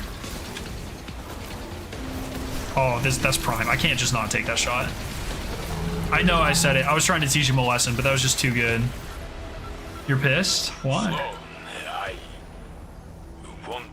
Valkor. It's so weird. It's so fucking weird to me. Like, I don't care that they brought Valkor back. That's whatever. It's so weird to me that they didn't just put a taken shader on his model. It's just a completely random incendiary or incendior model. Why? What is that? It's so weird, right? It's just like some random guy. That's not Valkor.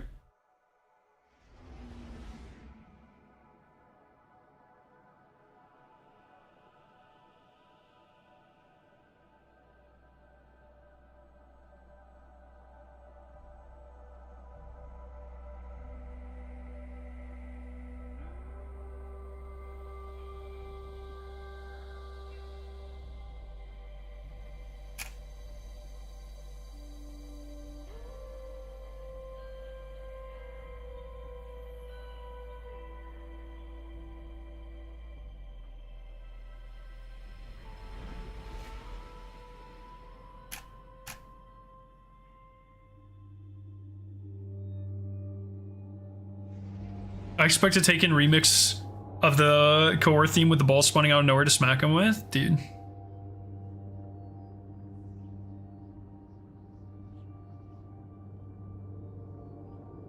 I don't know. I miss my man Val. They didn't have to do him like that. Also had like the best theme in the game, by the way. Like Valkor's theme is probably my favorite Destiny track of all time. It's so good. It was my favorite to cover on guitar.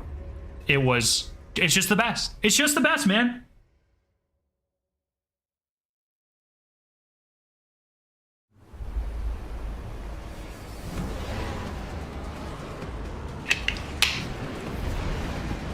I need to do more.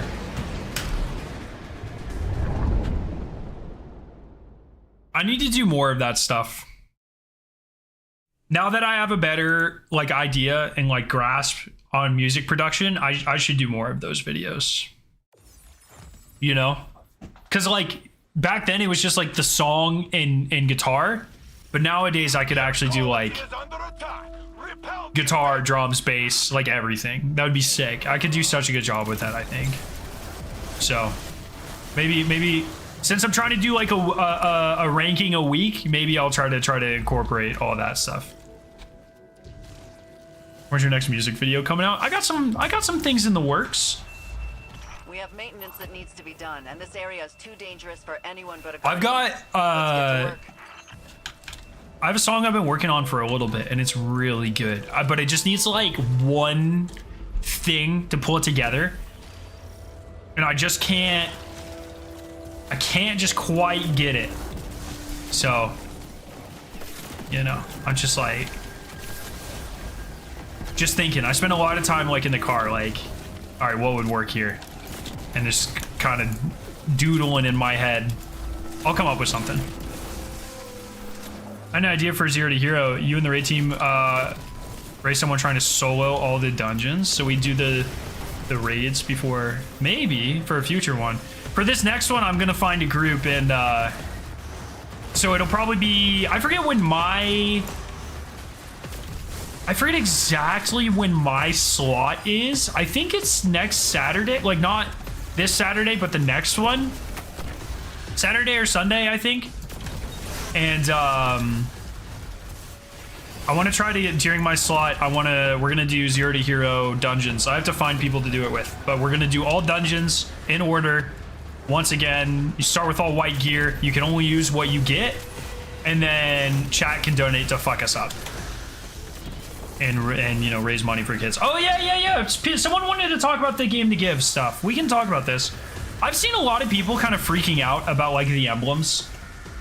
I don't know, man. It's not really that big of a deal.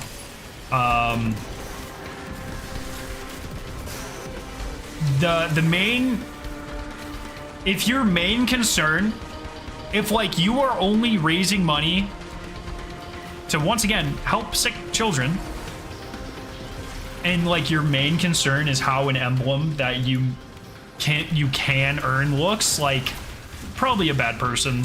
I'm just gonna throw that out there. Like maybe your intentions are in the wrong spot. At the end of the day, at least the kids are still being helped, but like that should never really be your main takeaway from these things, I think. So I don't know, that's just me. I tend to be a little bit more I have more empathy than like that type of person, I guess. But giving up. Protect our salvage, Guardians. if it's Saturday, I could do it. Just let me know. Okay, will do, Hoon. That'd be sick. Yeah, I'll have to check my date. I don't exactly remember. But here, let me see if I can check real quick. I'm excited, man. The rewards this time look pretty good in terms of like what you get for donating. So I hope that means, oh.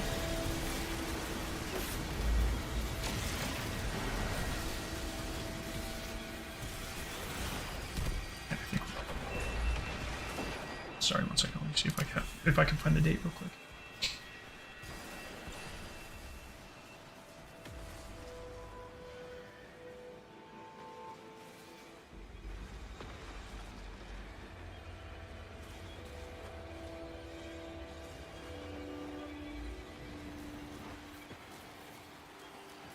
Oh, it's on Sunday. Yeah, it's next Sunday at 1 Eastern. That doesn't work for you, Hoon? No sweat if not. No sweat if not. My thoughts are that people are donating for a single person to get an emblem, and the shader are kind of weird. Rather, everyone donates gets the reward for reaching the goal. That would be kind of cool. It would be awesome if there were like community thresholds for that. I don't disagree with that, actually. They always ask for like our feedback. And usually my feedback is like, oh, let's go.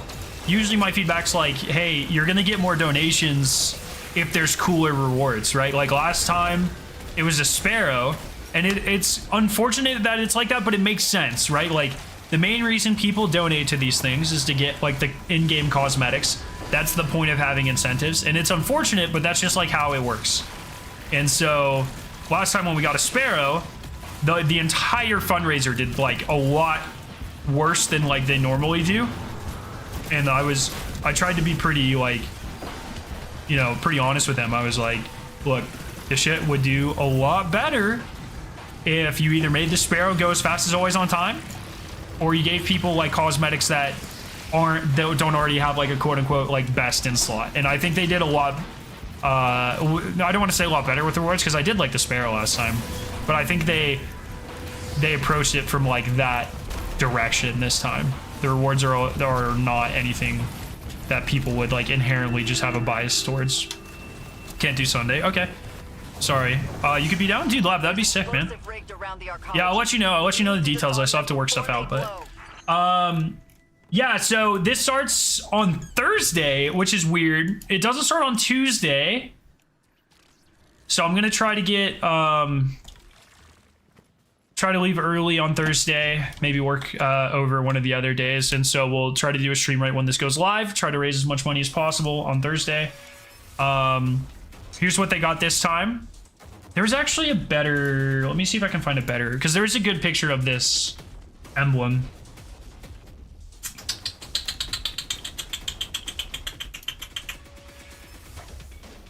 Yeah, this one, prizes and rewards. Yeah, here we go. So if you donate $10, you get the heartful shell, which is a pretty cute shell. It's got a heart. It I guess these are like bubbles. Like it's got like an animation to it. Sorry for the light mode, my bad. Very cool. So for $10 you get that. That's cool. For 25, and remember, every time you donate something, you get this and below. And this will start Thursday.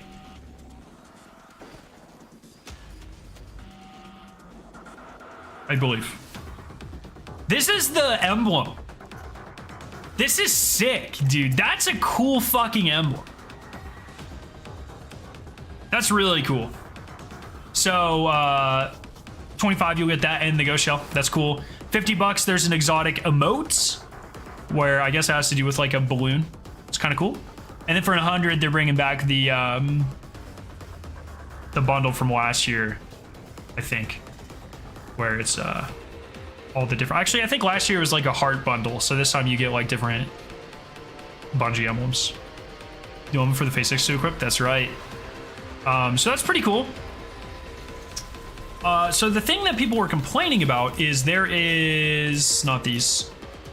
So if you guys don't know, there's like lifetime emblems. Like if you raise enough in your life, you get different emblems. So like the channel has raised like $43,000, I think. I think my channel, like us, we've raised $43,000 over the last like 4 or 5 years. And so I'll show you what emblems I have because of that. And I actually have a shader because of that as well. But Metagalactic Blooms for like 2,500. Function of Grace was for like 5,000. This was for like 10,000. And then they've like increased the tiers. So if you raise, oh yeah, here you go. If you raise 25,000, you get this emblem total. 50,000, you get this one. And there's a shader with these two, but we don't know what they look like. 50,000, you get this gold one and a gold shader. And then for 100,000, you get this emblem. And people were like freaking out. It would be cool. Look, individual creator emblems, I get it. You know, it's a good way to get people involved. Guardian. It's weird. Like, I don't know. I have never once, we get all sorts of incentives for this. Like this year they're sending me a care package and stuff. And like, that's all awesome. And I really appreciate it. But I just realized, look at this. It's like 1 tier and then 2 tier and then 3 tier. That's kind of cool. It's like, the reason I do this isn't for like rewards. They're just like nice little things, but I don't really care about any of this, you know? I'll show it off because I'm like proud of the channel and I'm proud of what we've done. But it's just so like people use this to like flex on people and it's just fucking gross. Like these are charity incentives, you know? It's just gross. I don't know. It grosses me out.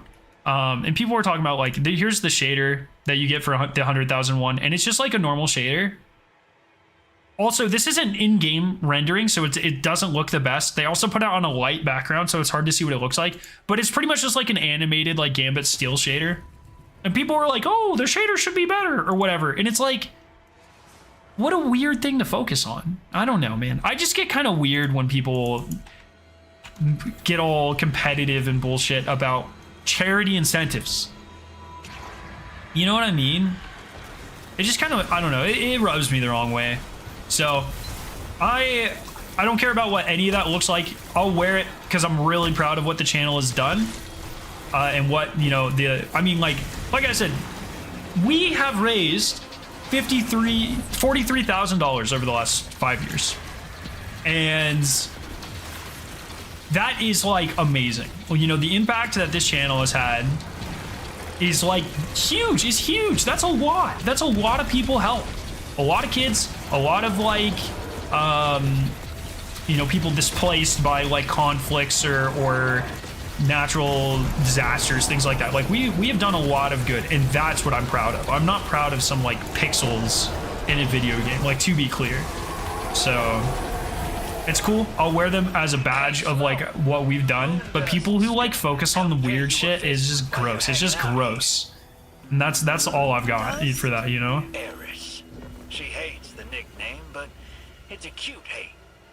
The camera works so bad there. Apparently the shader has a ripple effect, but it's impossible to tell. You can definitely see it has like a, there's definitely an animation to it. You can tell on like the legs.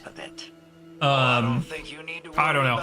Well, I'll show you guys because there's the $25,000 one. I'll be able to show you guys what that looks like next week when I get it, and I'll just like, I don't fucking know.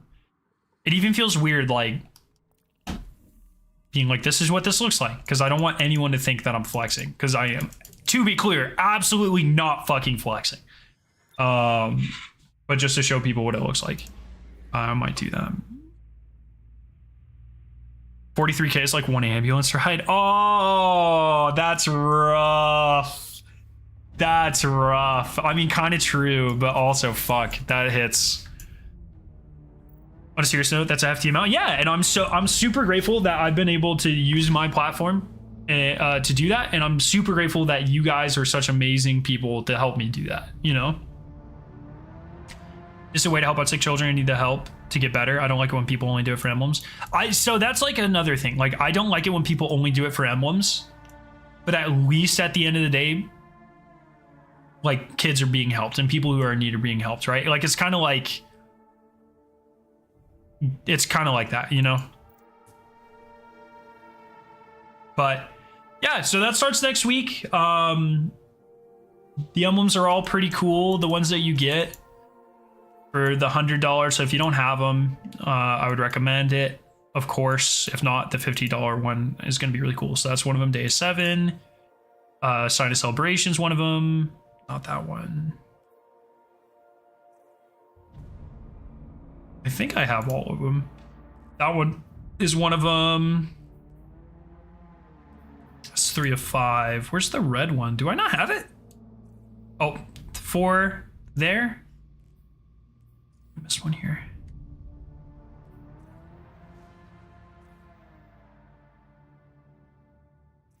Oh, I might be missing one of them. Oh, and 5. I think 7 to 7 was the other one, right? So I think that's all 5 that you get. Very, very nice emblems. And I'm excited, man. I'm excited to see how much we raise.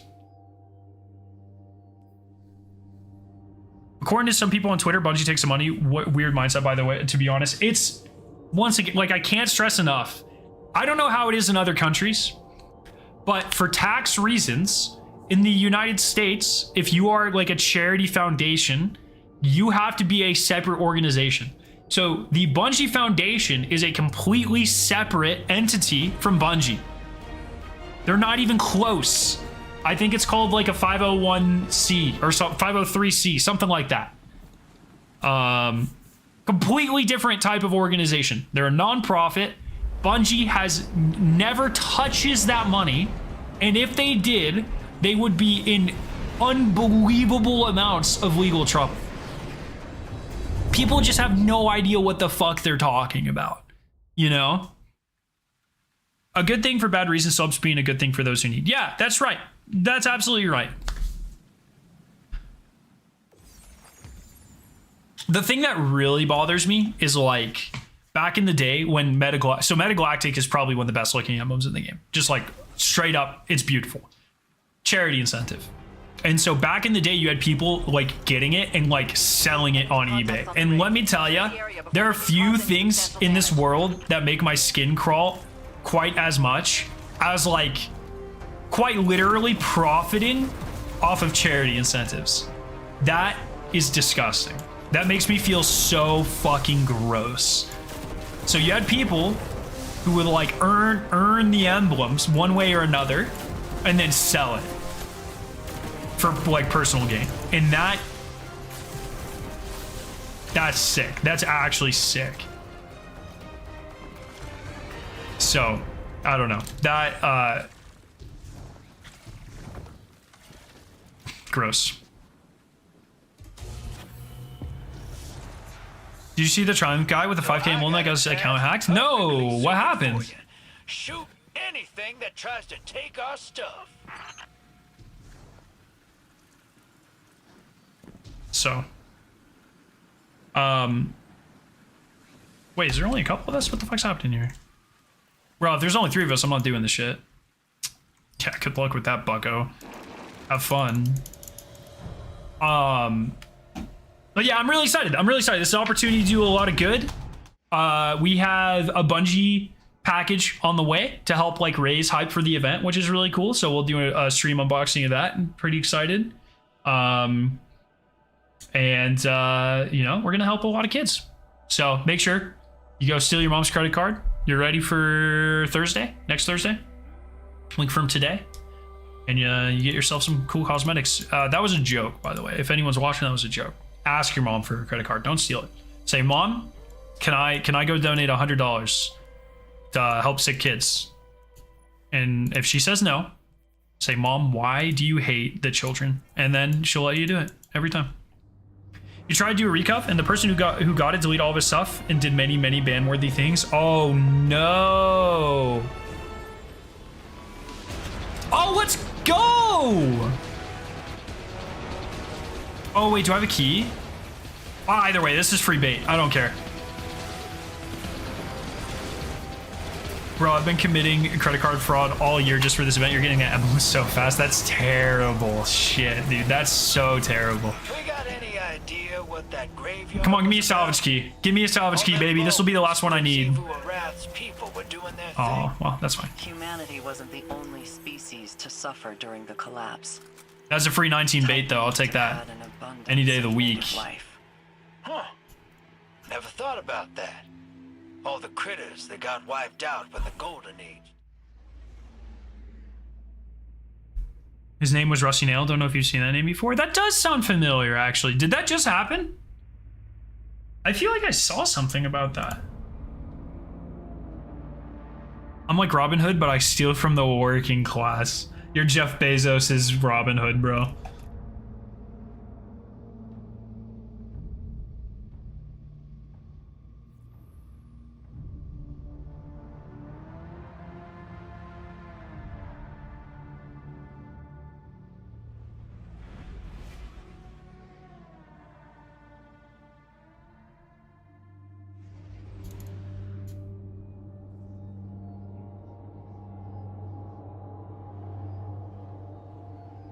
Few weeks ago, yeah, I think I did see that. That's tragic.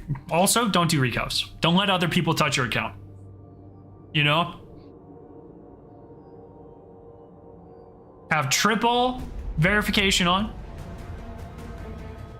Triple authentication. And don't let other people touch your account, ever. That's a great way to live your life. You're welcome. That's free. All I ask in return for that advice is that you donate to help the Little Lights next week. Doesn't have to be to me, can be to anyone. Okay. But yeah, also like, so with the emblems, it's another reason that's really cool is because like you're only going to see like 2 people ever. I think like, I'm trying to think who has raised over 100,000 total. It's probably like Dim and Trials Report, and that's it. So, yo, M, how you doing? Good afternoon, Scare. How you doing? I'm doing very well, man. Thank you. Thank you for asking. But I think it's a cool incentive, but I do want to point out what Hoon said is very true. I do love the idea of community incentives in addition to this, where, yeah, with these events, we're trying to hit milestones. So how cool would it be if there was like a cool shader, an exclusive shader, and the community only gets it? Say like only people who donate get it, and you only get it if the community hits like certain milestones. Like if the community breaks $1 million, then everyone who donated gets this like exclusive shader or exclusive emblem, you know? Have the heart iconography on it. Like, so this is like the official Little Lights emblem logo, like this is. That's like the official Little Lights logo. You know, well, no, that's actually not true. 1 second. Put up some string lights, invite some pals over, get some music going. It's got a vibe. It's got a vibe. What the fuck? I've never heard that line before. Where is this? Where's the sparrow from? Was it last season? This one.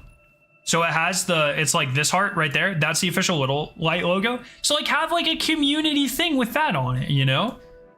Or like an emote or something. Like that would be sick. Systemic failures in engineering. Oh, Braytech too. Braytech totally has 100,000. Yeah. Doing good, man. I just came back from physical therapy. Oh, nice. Hopefully you're doing all right, man.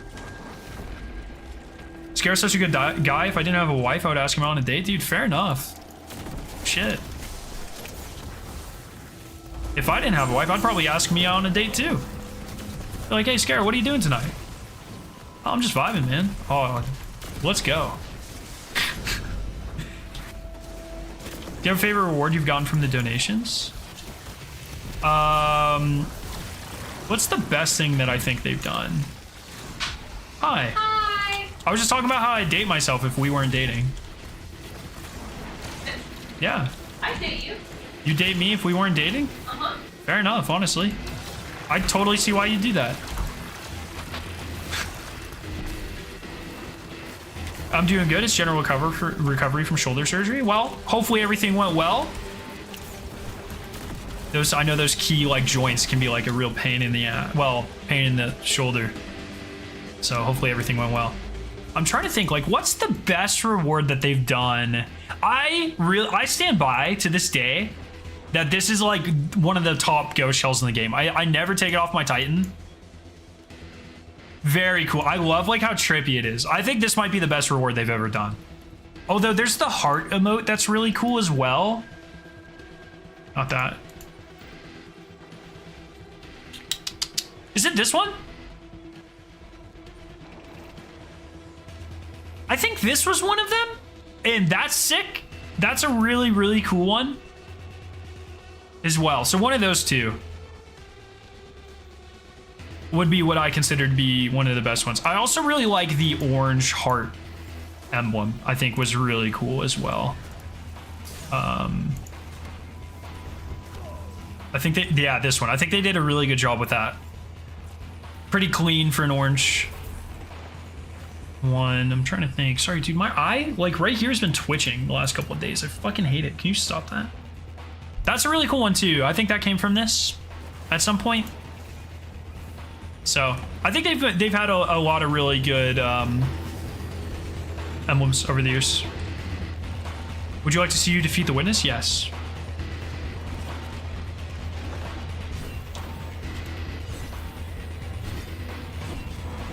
Don't eat at the drifter's place since the meal will consist of your enemies. No, that's sick, dude. If you eat the heart of like a fallen warlord, you gain their power. That's awesome. We're in this fight together. Come on. Nope. Back in operation. Oh, can you do? Killing the. Oh, Jesus fucking Christ. He actually DM'd me something. This better be TOS or else I'm banning you from existence. Here, I'll watch it after. Give me a sec. Let me do this one. And then I'll watch your thing. I have a video I really want to make, but if this is what I think it is, if this is a meme that is very topical right now, I'm going to be very sad because I had a similar idea. But not with the witness, so I think I might be okay.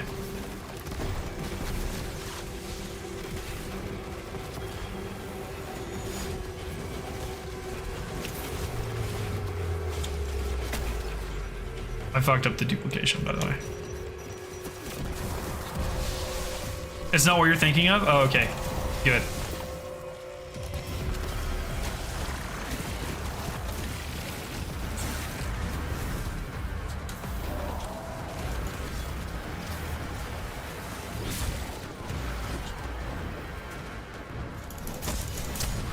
Beat the shit out of him. Boop. Nope. Boop. Boop. Nope.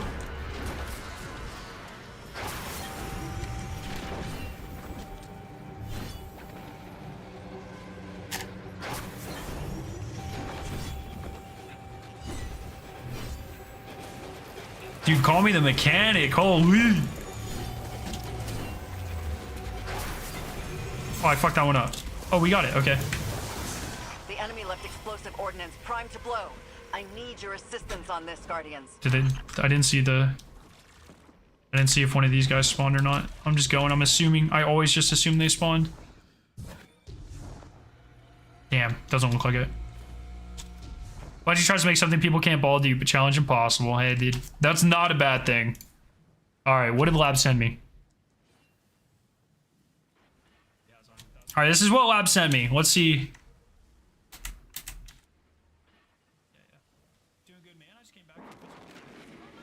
I'm gonna kill the witness.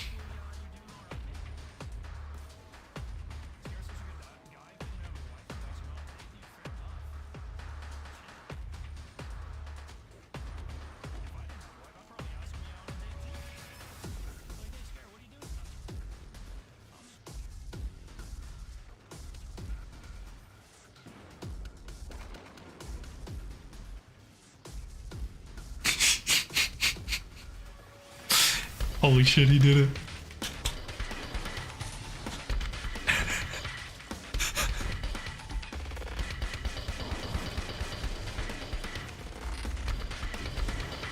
Yo, see ya, Bugman. Have a good night. You should submit that for movie of the week, Lab. Do you think you could get it? You should cut it in where like you fire the rocket and then you show it's like the witness picture where he's like, you know, like that. It's like, and then it shows the rocket and then it's like closer in and then it shows the rocket and it's just like, you know, like that. That would be sick. And then it's just the witness. Oh my god. Oh my god. Lab, I have the best fucking idea ever, dude. Dude, I have the best fucking idea ever, dude. Okay. Lab. Check Discord, right? Check fucking Discord. Okay, check Discord, okay?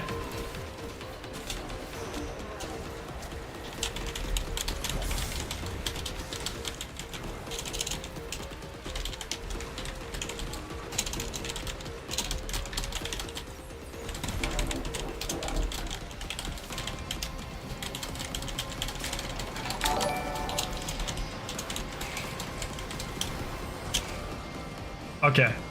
Yo, Kaden! Oh, holy shit! Can we get some hearts for Hammy? Oh my gosh, thank you so much for the 10 gifted! Please, let's get some hearts in chat for Hammy. Hammy, as always, love your face. Thank you so much, man. There we go. That's awesome. Thank you so much. Do it!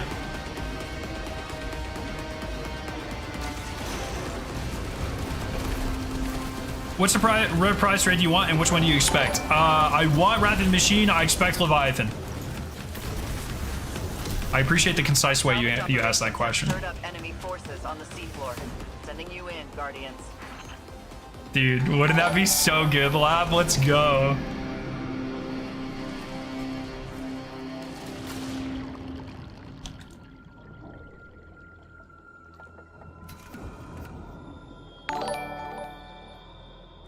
Can I ask why for each two? Yeah, of course. So, I mean, Wrath is just like the greatest raid ever. It's not, I'd say it's probably my third favorite ever. That's probably true. Second or third. I love Wrath. It's just so good. I would love to see it again and play it again. If I know how to video edit like that, I can. Maybe I'll work on it. Wait until Bungie drops Crota. If they, look, I wouldn't be mad. Crota's my second best choice, to be clear. But I want them to make it harder and potentially add an encounter.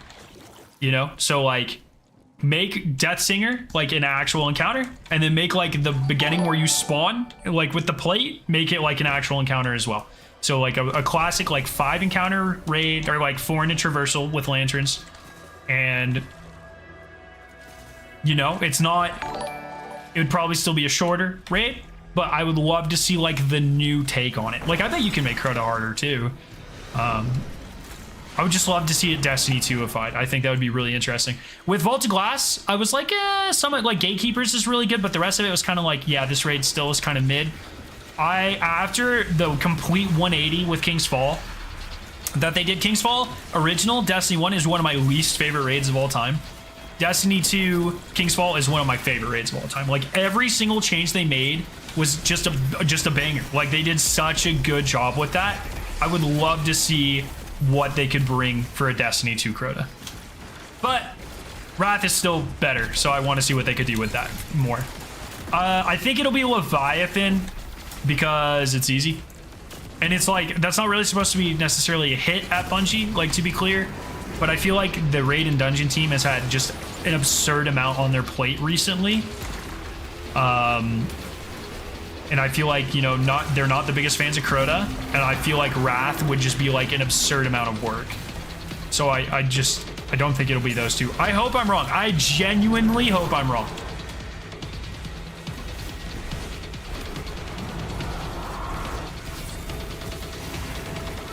Crota intro would be easy AF with Eager. Oh, that's a really good point. I would just love to see them. I think it'd be cool if they added the intro, but there was some sort of juggling mechanic. So imagine, like, you have to do lanterns, but there's like a ball you have to carry, and that ball makes you like cumbersome, so it's slow. And so, like, you have to trade. There's like 6 of you, and you have to move together, and you have to like keep passing the ball, and like add like a juggling mechanic. I think that could be really interesting. Add some communication. Even if it's just like, oh, the encounter works the same, you just have to make it through, but then like there's an additional chest you can get by carrying the ball, kind of like Spire Stars style, but you can't throw the ball. Like, I think that would be really cool, just like an additional thing. But I really think like Death Singer needs a complete revamp, and I think like the intro needs a complete, like, I think that needs to be like where you spawn the bridge. I think that needs to be like an actual encounter. I dare say he enjoyed himself. Yeah, he mentioned this at dinner. He says Kaito reminds him of himself. I feel like bridge needs rework badly. I actually don't think so. I think you just add a couple additional elements. Like the Age of Triumph bridge encounter in Crota is like like the actual bridge encounter is unironically like a really fun encounter. Man himself. I really like the I really like the six sword kind of chaos moment. Like I think a lot of that works really well. He neglected to mention that. I feel like Wrath wouldn't be a crazy amount of effort required to bring Destiny 2 standards in terms of raid mechanics. Yes, I feel like the bigger issue is porting all the Siva Splicer stuff. And that's exactly right. And that I've said before, like, you know, hey, maybe Bungie could just port or like remake Wrath of the Machine and just use like regular Fallen and just have the bosses be Siva. Because like if you think about it, the Siva Splicers themselves didn't really add that much to the raid. Like they weren't that different to regular Fallen. Their attacks weren't really that. The only difference was like if you got a headshot or whatever. But I feel like the main places you felt Siva were like Siva density critical with Vosik and with Axis's like little Siva cloud cannon. And I feel like as long as the bosses had those mechanics, it wouldn't be that big of a deal if the regular combatants didn't. And the Siva turrets as well. Yeah, those two. And I feel like surely it wouldn't be that hard to do because there's already Fallen turrets in the game. And like the Siva turrets didn't do anything different. They just shot you. And so if you just like reskin those, you know, I don't think Bungie would ever add an encounter. Bungie really tries to keep the feeling whatever raid they bring back. They also haven't changed the entrance jumping puzzle stuff. That's a good point. I would kind of argue though, like to an extent, Gatekeepers is sort of adding an encounter. You know, I mean, like, I know it kind of existed in Destiny 1, but it was like very much more of like I would consider it more of a traversal encounter in Destiny 1. It was 10 seconds, you know? So I get what you're saying. And yeah, I guess I agree. But like, I don't think it's outside of the realm of possibility that they look at like the lanterns for example, and they add like a mechanic in there. Down the enemy and secure the arcology. Also had the weird Siva effect, if I remember. No, the turrets didn't do anything with Siva. They kind of like regrew back, which was like a Siva effect like thing. But that's all stuff you can edit, right? Like that's not like adding a completely different type of like functionality into the game. I'm detecting multiple systemic failures in but I feel like Death Singer could very easily get like a Gatekeeper overhaul, right? Like I think Lab said it last stream, like just make Death Singer like the base of it would just be like the Death Singer challenge. And I definitely agree with that, but like add more mechanics, you know, like not only is it longer and it's like a race against time, but also, hey, maybe there's some sort of like I think the thing that Death Singer was really missing, and that could be like actually added as well to lanterns, or like maybe like a mini first encounter, would be the Crotus sword mechanic. Like I feel like a lot of Destiny 1 raids didn't have like a core theme or like a core mechanic to go through. So like we kind of saw this with Vault of Glass. Like Vault of Glass didn't really, you know, it was a combination of the Aegis and the Oracles. And so like for Gatekeepers, even though original Gatekeepers kind of had the Aegis, I mean it did, they like really lean more into it. So I would love if like in Death Singer, the original version of that encounter didn't have a sword in it at all, only the challenge did. And I would love to see like a higher emphasis on like unique ways to use the sword. And that, I think that would be really cool. And then maybe that relic I was talking about that you have to pass back and forth for lanterns, maybe it's actually Crotus sword, and like as you're going past the lanterns you need to use it as like a key to unlock like the path forward, something like that. Like I'm just spitballing here, but a way to like more closely incorporate that core relic or artifact feel all the way through, while like beefing up the encounters a little bit, I guess, if that makes sense.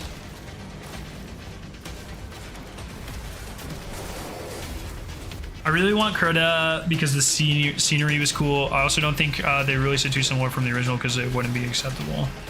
Yeah, I mean, I don't think there's anything wrong with like easy or short raids, but I definitely think like, I personally think that the VOG remake was too similar to Vault of Glass without like really hitting on what made Vault of Glass boring. But like I said, the King's Fall remake was perfect. Like they hit every single pain point. I have like no complaints about. I would consider like the Destiny 2 King's Fall to be like perfect, to be a pretty much flawless version of that raid. You know, I would say some of my criticisms where it's like, yeah, it's still, I think the beginning's still a little bit too long, like that sort of stuff. Lots of browns. Like I think a lot of those critiques still apply, but I feel like those are like integral to the core King's Fall experience, and I feel like that was kind of like the design artistic choices they were going for, and so I'm not really faulting it for that in terms of the remake, but all the pain points for like the encounters I feel like were perfectly addressed. Wasn't Galley the exotic from Crota? No, sorry, Galley was not the drop from Crota. It's really funny they mentioned that because I actually got Galley from Crota, but Galley was a completely random world drop exotic, just like 90% of exotics in Destiny 1, and we need more of those in my opinion. It was Necrochasm, where you had to get the Husk of the Pit, and you had to upgrade it to the Eidolon Ally? Is that right? Or was that the Fusion Rifle? And then you had to take that, get the Heart of Crota to drop, and then do like an additional quest for it. One of the coolest exotic quests ever. I would die if that returned. If I quest exotics that have both an RNG and like a quest thing, like a combination of the two, are my favorite. Golden Gun was too effective in War Priest. Yeah, dude, I had one guy in my world's first race, dude. He just like, he instantly killed War Priest with Golden Gun. It was kind of insane. Maybe Hot Potato Wing or Relic that allows you to damage enemies on the way and in the intro. Otherwise, no killing ads. Yeah, something like that. I don't know. Like, yeah, maybe the knights that spawn have shields, but you have to juggle the sword to effectively kill them or something like that. Like, just something a little bit more engaging. I feel like if there's one thing, as much as I love low man content, I feel like if there's one thing you absolutely cannot do is if Crotus comes back, it cannot be soloable. You know what I'm saying? Like, that is like, that should be a base for Bungie. 3-manable? Sure. 2-manable? Sure. I feel like as a base, it should not be able to be soloed. I'm fine. Like, Roots of Nightmare, I'm fine. I don't care if it can be soloed or not. But I feel like if you can solo Crota, the community's just gonna go in on it. So make it impossible to solo. That's kind of my only take when it comes to difficulty. I will say, as long as the general philosophy is kept for reprisal aids, I don't care if it's Crota's Zen or Wrath. I agree. I completely agree. I hope they... I genuinely hope, with every fiber in my being, that they do not bring back Destiny 2 raids as a reprised raid until all Destiny 2 raids are back. If a random season came out, let's say like season 23 came out and Bungie's like, surprise, we've been working on Leviathan, you can have Leviathan back. But it didn't count as like a reprised raid. I don't think they deserve world's first races or anything like that personally, unless they like significantly change them, but I kind of don't want them to. I just feel I'm going to be disappointed if they ever release a Destiny 2 raid as a reprised raid before all the Destiny ones are back. Almost every raid boss that has returned from a Destiny 1 has been soloable. Not saying it's a good thing, but it's a thing. Almost every boss that has returned from Destiny 1 has been soloable. Not Oryx. Not Sisters. Morgeth was. War Priest is not. Or Golgoroth was. So that's 1 out of 4 for King's Fall. Oh yeah, but then War Priest and then Atheon and fucking, what the hell was that shit called? Templar. So it's 3 and 4. I wouldn't say almost all. Which also applies to the idea, or 3, 2, 4, 3 of 7. Orcs was theoretically doable. No one ever hit the damage. Yeah, I bet that'll be explored though coming up. No, because that was a glitch though, right? Did they fix where you couldn't die in Banner Shield? If he comes back, Aggregor is a scoring Cabal experience. That would be sick. I am down for that. I don't think that would ever happen. That would be sick. Imagine if like they brought back just like, it doesn't have to fucking make sense, you know? Like imagine they brought back the OG Leviathan and that's cool. And that's sick because people are going to love that aesthetic, and honestly that aesthetic should be in the game. But imagine like if the prestige version or whatever, the heroic version, was like Egregore and the final boss was like Disciple Callus, and he didn't really behave that much differently. Like it was still pretty similar, additional mechanic or whatever. It was just like a visual change. That would be so much work, and I don't think they would ever do that. And I don't give a fuck if it doesn't make narrative sense. That would be sick. Just saying. It would just be cool. I just want to see more of Disciple Callus. His nuke could totally be resonant. Exactly. Like instead of like shooting the laser, he's just shooting you with a... Or his laser is just resonance.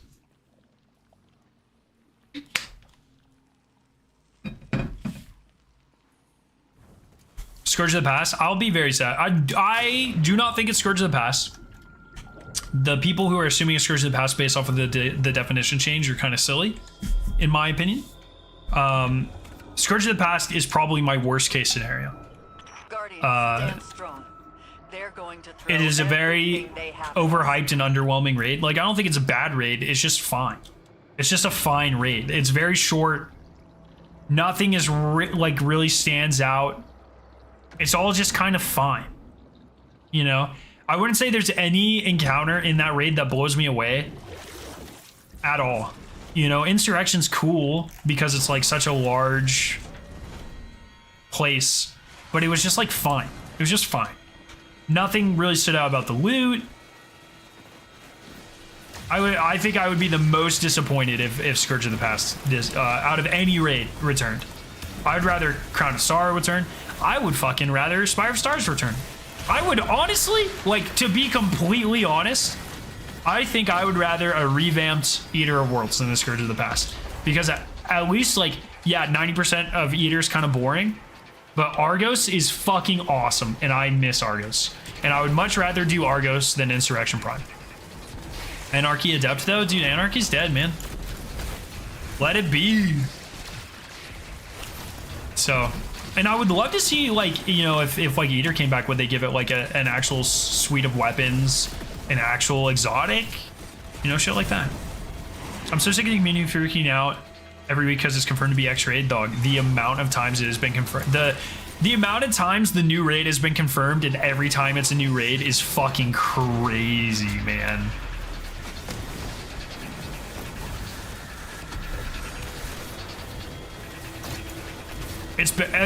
Turns out the new raid's gonna be like 12 different raids.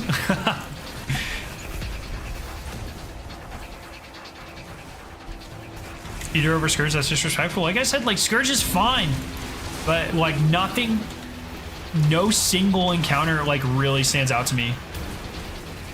But at least Argos is like really interesting. It was awesome to solo. Hopefully if they ever bring it back, you can still solo it because it was like one of the most fun experiences ever. Like, yeah, man, I don't know. I know that's not a popular opinion at all, but Scourge is just, in my opinion, kind of like the definition of a mid raid. Like fully mid, like every encounter is just kind of mid.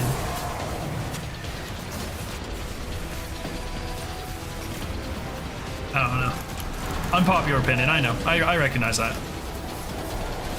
Hoping the next raid is going to be going into community's brains and finding a working brain cell. Impossible, hardest raid yet.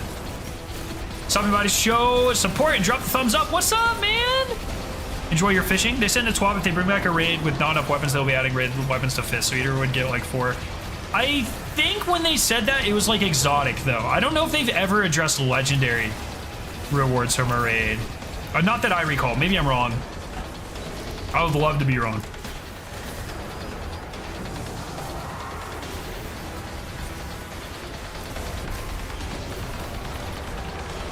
Can I have a key?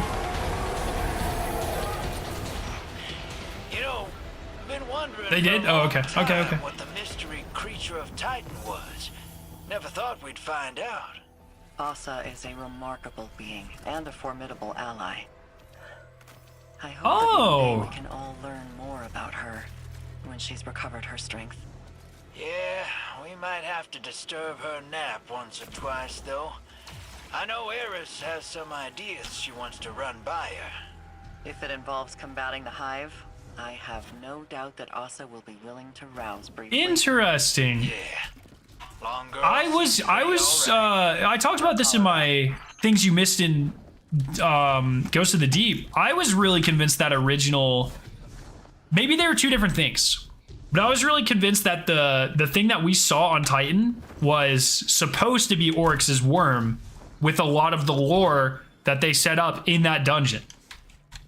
It's very interesting to me that they just seem to confirm that at least the donut things was supposed to be Asa, which is interesting.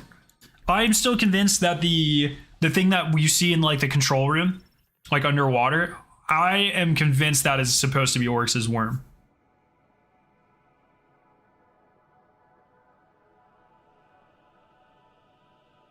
That's really interesting. I also, one thing that I think is super underrated, I love how in the seasonal activities, you get updated dialogue every week. I think that's really cool. Oryx's worm is still technically a possibility, yeah. If Leviathan could come back, there would be a new exotic, or just Acus. There would be a new exotic. They said if they brought back a raid that already has an exotic, they would make a new one.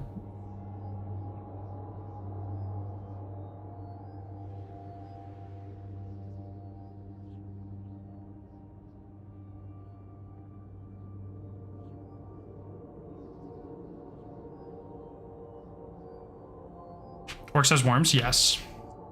Now that he's at the bottom of the ocean, he has crabs too.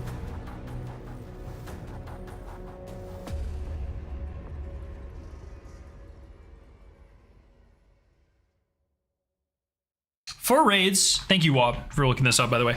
For raids, this is a direct quote from Bungie. For raids, we will always reprise an exotic weapon associated with a raid when we bring that into Destiny 2. We'll select the 6 most popular legendary weapons and reprise those as well. One other thing, and this hasn't come up yet, but in the event that a raid didn't have an exotic, or that exotic has already come back, or there were fewer than 5 legendaries, we get to make new weapons that match the raid. So if they bring back a raid layer, then they're just going to make new weapons. See, I like this quote because it makes me think that they eventually plan on bringing everything back. They seem like they have absolutely thought of every contingency here. And look, my copium right now, guys, is that we get Wrath of the Machine or Crota next season. And then with Lightfall, we get a new raid, or Final Shape, we get a new raid. And then post Final Shape, I've talked about this before, and it's starting to, MacDix made a video on it today. I think this theory is starting to pick up traction. I think after Final Shape, we're gonna have one 10th anniversary style event, and then Saga 2 is going to be an expansion. I don't think they're gonna do seasons next year, or traditional seasons next year. I think I don't know if it'll be a full year. I wouldn't be surprised if it's they drop a mini event, 30th anniversary, but 10th year of anniversary for Destiny event. And then they take a 6-month break, and then they release. It all depends when Marathon comes out. But I would not be surprised if they were Final Shape, 3 months, 10th anniversary, 3 to 6 months, Destiny Saga 2. It's in a new expansion. That's how I see it happening. Something like that. And I would love if we got an Age of Triumph 2.0. And in that Age of Triumph 2.0, they brought back every Leviathan raid. Or every raid. But every Leviathan raid. Now, that is a lot of copium I'm fucking huffing there. I will acknowledge that. But we know that they at least originally planned on working on something very, very, very big. In conjunction with Final Shape. And at least to me, I think MacDix maybe didn't go far enough. At least to me, it doesn't make any sense to start or end a saga in a seasonal model. But it does make sense to me to end a saga and then celebrate the 10 years of that saga with some sort of event like the 30th anniversary event, because we already know that those are super popular and they do a great job. Final Shape doesn't exist. I killed the witness. Yes. Final Shape into 10th anniversary might be neat. Yeah, it'd be a nice little homage. You do all the cool stuff, you pay homage to all this stuff, and then it's gone, and you just never think about it again. You know, like cleanly. Can I do fuses as well? Cleanly transition into Saga 2. Does not look like it. So I don't know. Maybe they'll do a seasonal model, but I think what'll kind of happen is, well, I don't know how. Look, once again, I don't know where Astrocross came across this information, but supposedly Marathon's slated to come out in 2024. I find that hard to believe, but maybe it does. It can't. I don't think it'll come out in 2025 because we'll have a major Destiny expansion in 2025, and then Matter is supposed to come out in 2025. So that means Marathon's probably either going to come out in 2024 or 2026 because Bungie's not going to want to compete with their own stuff. That would be very silly. And you know, this is all theory. I have no idea for sure. But let's say Lightfall comes out, 30th or 10-year anniversary comes out, right? So our Final Shape comes out. I need a fucking calendar. Final Shape comes out February 2024. 10-year anniversary comes out soon after. Then Saga 2 comes out in quarter 3, Marathon in quarter 4. Maybe something like that. Like, I feel like there's not going to be a lot of overlap. Bungie's not going to want to compete with themselves, and they're going to want all of the Destiny content creators checking out Marathon. You know what I'm saying? So I feel like Destiny's going to have like a light year, and that year is going to be Marathon year. I don't know that for sure. I have like zero evidence for that. And then Destiny goes back on its scheduled content. I wouldn't be surprised if like they did like major updates, expansions for Marathon in the fall, and then major expansions for Destiny in the spring going forward every single year. Something like that. And then who knows what the fuck type of game Matter is, but they'd have to, maybe they would do it in like trimesters, and then they would drop like Matter updates in like the summer or something. I don't know. September 2024 will be 10 years. I think that's too late.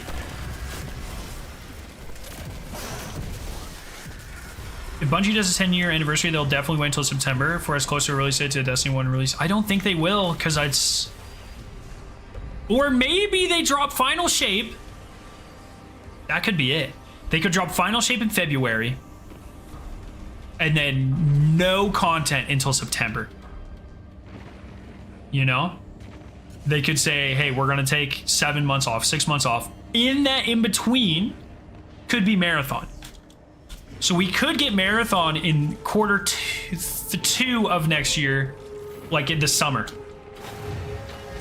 Marathon comes out. They just made it sound like it was so far out, but it's not going to be 2025. And if it was coming out in 2026, why would they announce Marathon before Matter?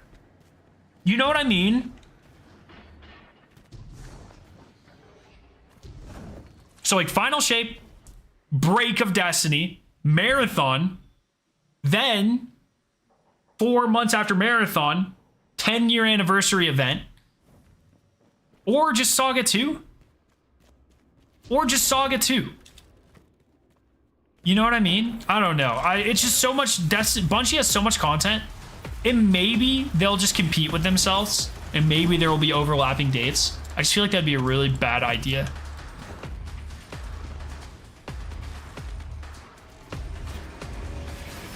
I don't know at all. We'll find out on August 22nd. At least the Destiny portion of it, and then we can probably fill in the Marathon from there. You know something we'd realize, because the seasonal stories end, there's a chance Shivu could have taken control of St. 14 Drifter, or even us. I think the only reason she was able to take control of Sloan is because Sloan has like the Taken Goo disease. The Taken STD. I don't know. The idea of going 6 months on a single expansion with no seasonal feels like a disaster waiting to happen. Yeah, but if they're going straight... What is that? Oh. That's kind of cool. If they're going straight into...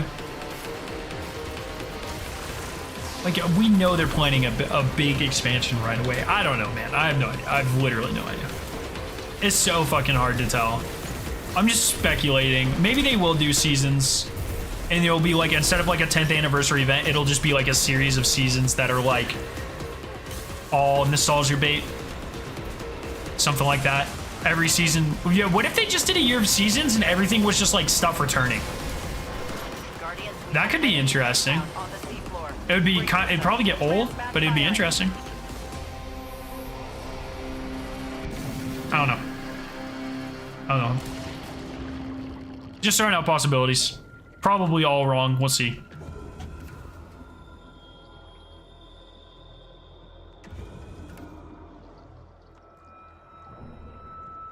What she did Sloan wasn't temporarily taking her. It was more akin to mentally controlling a person. Yeah, but I think it uses like the same method as her connecting with Asa, and I think she only could connect with Asa because she was partaken, right? Like, didn't they say that in one of the first weeks?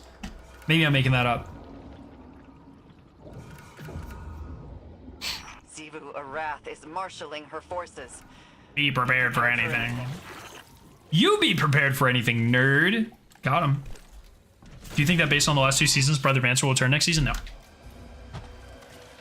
I think a lot of people are like holding on to the idea that every season's going to be like Mercury and then Io or whatever. I don't think that's true. Like, we don't have to get a patrol space every season, you know? I am utterly convinced that one of these 2 seasons is going to be Dreaming City. So...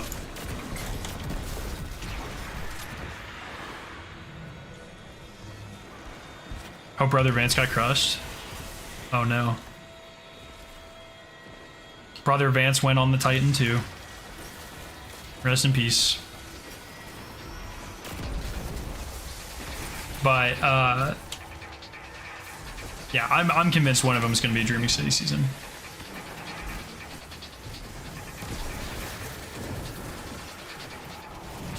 I mean, keep in mind, for me, it's not so much that, but first, Asher, now Sloan. That's fair. Like, maybe they'll just give Brother Vance a shout out or something. I don't know. I think the fact that Asher came back means, like, pretty explicitly Io is not coming back.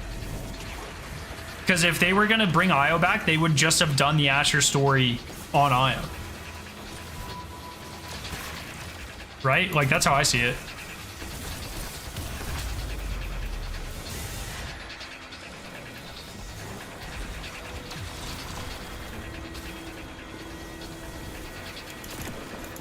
But maybe they did that with Asher to resolve his story because they didn't have time to bring Io back because they want to do a Dreaming City season, and then they're going to do a Mercury and a Dreaming City season. I think people would be very mad at a Mercury season. No matter, it could be the best season ever, I don't think people would like it.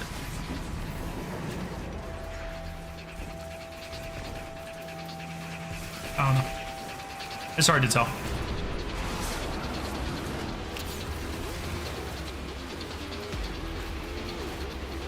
This soundtrack has such a Doom feel to it. Needs heavier guitar. It needs guitar.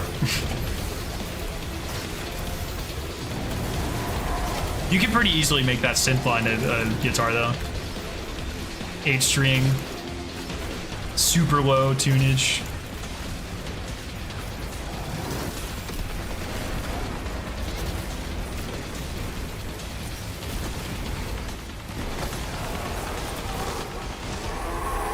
I think Dreaming City, they have to finish up the curse stuff in Saga 2. I think they have to resolve it before Saga 2.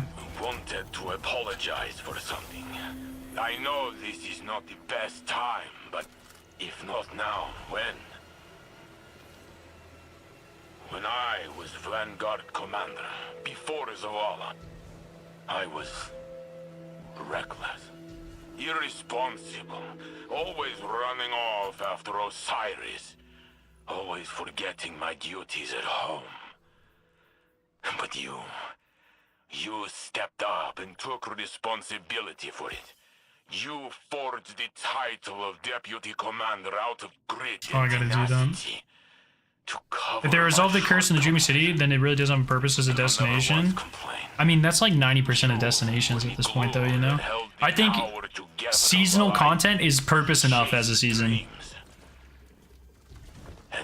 But I would just love, like, I'm hooked on the idea. Thank you. Season 15, So, in front of the Guardians and the Nobles, I see, like, I'm such, thank you, Sloan.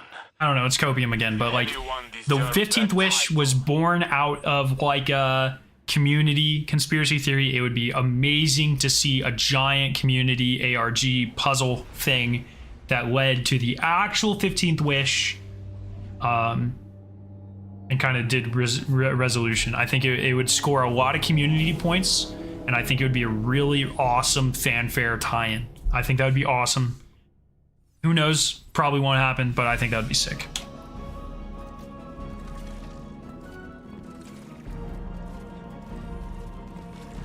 Is the 15th wish real? I mean, depends what you mean by that. 15th wish is the curse. That's such a cop-out. I mean, look, originally, yo, Reza, thank you so for the subscription. The fact of the matter is that the 15th wish, canonically, is probably meant to be the last wish that started the curse. But in-game, in the API, there used to be a triumph for an actual 15th wish. Right? So at some point during development, there was supposed to be an actual physical 15th wish that you could put in.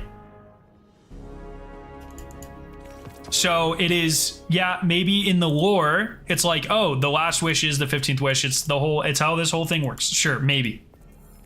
But the whole copium of the community and the conspiracy theoriness and just kind of how it all has resolved came from like a triumph, or like a hidden triumph.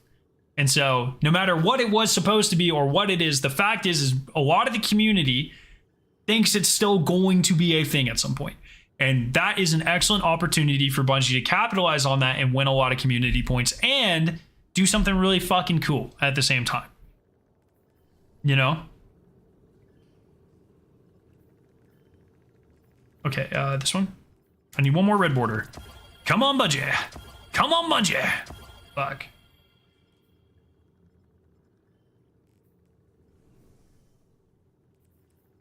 So, I don't know. Definitely copium, but it would still be cool.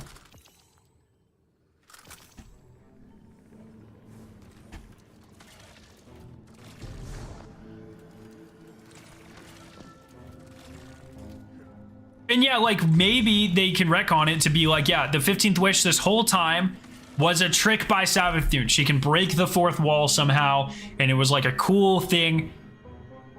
But then, like for lore reasons, she needs to like untrick us or something. I don't fucking know. I don't know, dude. I'm not a narrative writer. And so in order to untrick us, we actually have to fucking solve it, and it's a huge community puzzle. Something like that, you know? Look, this isn't my job. I'm just saying, like, what would be cool, and that would be cool as fuck. That would be sick. I mean, sure, a 15th wish event would be cool, but I don't think Bungie would ever do that. I think it is a huge missed opportunity if they don't do that. Same thing with, like, if they never bring back Siva. That is such a cash cow, dude. Like, they have things that the community likes, and then there's a selection of things that are like $1 billion waiting to happen. And both of those things are supposed to be that. So, I don't know, man. It is what it is at this point. We'll see. That fish is so cool. Goblin head, so cool.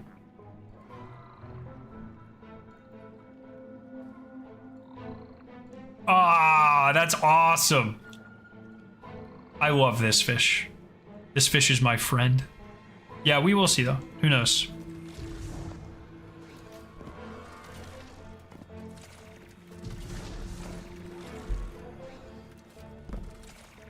Maybe Siva after final shape? Maybe. Yo, Lemon Cat, what's up? All right, everyone. I think I'm going to call it there. I'm a hungry person, and I want to try to get to 500 bait before next week, and the next week we're going to farm the fuck out of every fish. I'm going to get all my fish triumphs done, This weekend, maybe trials? Because I want those cosmetics. I don't have any of the trials cosmetics and I want them. Next week, exotic quest. Bungie charity stream. And this weekend, at some point, a ranking video. Oh, and I have a meme video I want to make too, so we'll work on that. All right, everyone. Thank you so much for hanging out. Love your faces. I will see you guys very soon. Have a fantastic night. Is that a traveler? I didn't even know. That's not a traveler. I don't know what that is. I've gotten a lot of stuff for this and I just haven't been paying attention. Anyways, sorry about that. Have a great night. Love your faces. Peace out.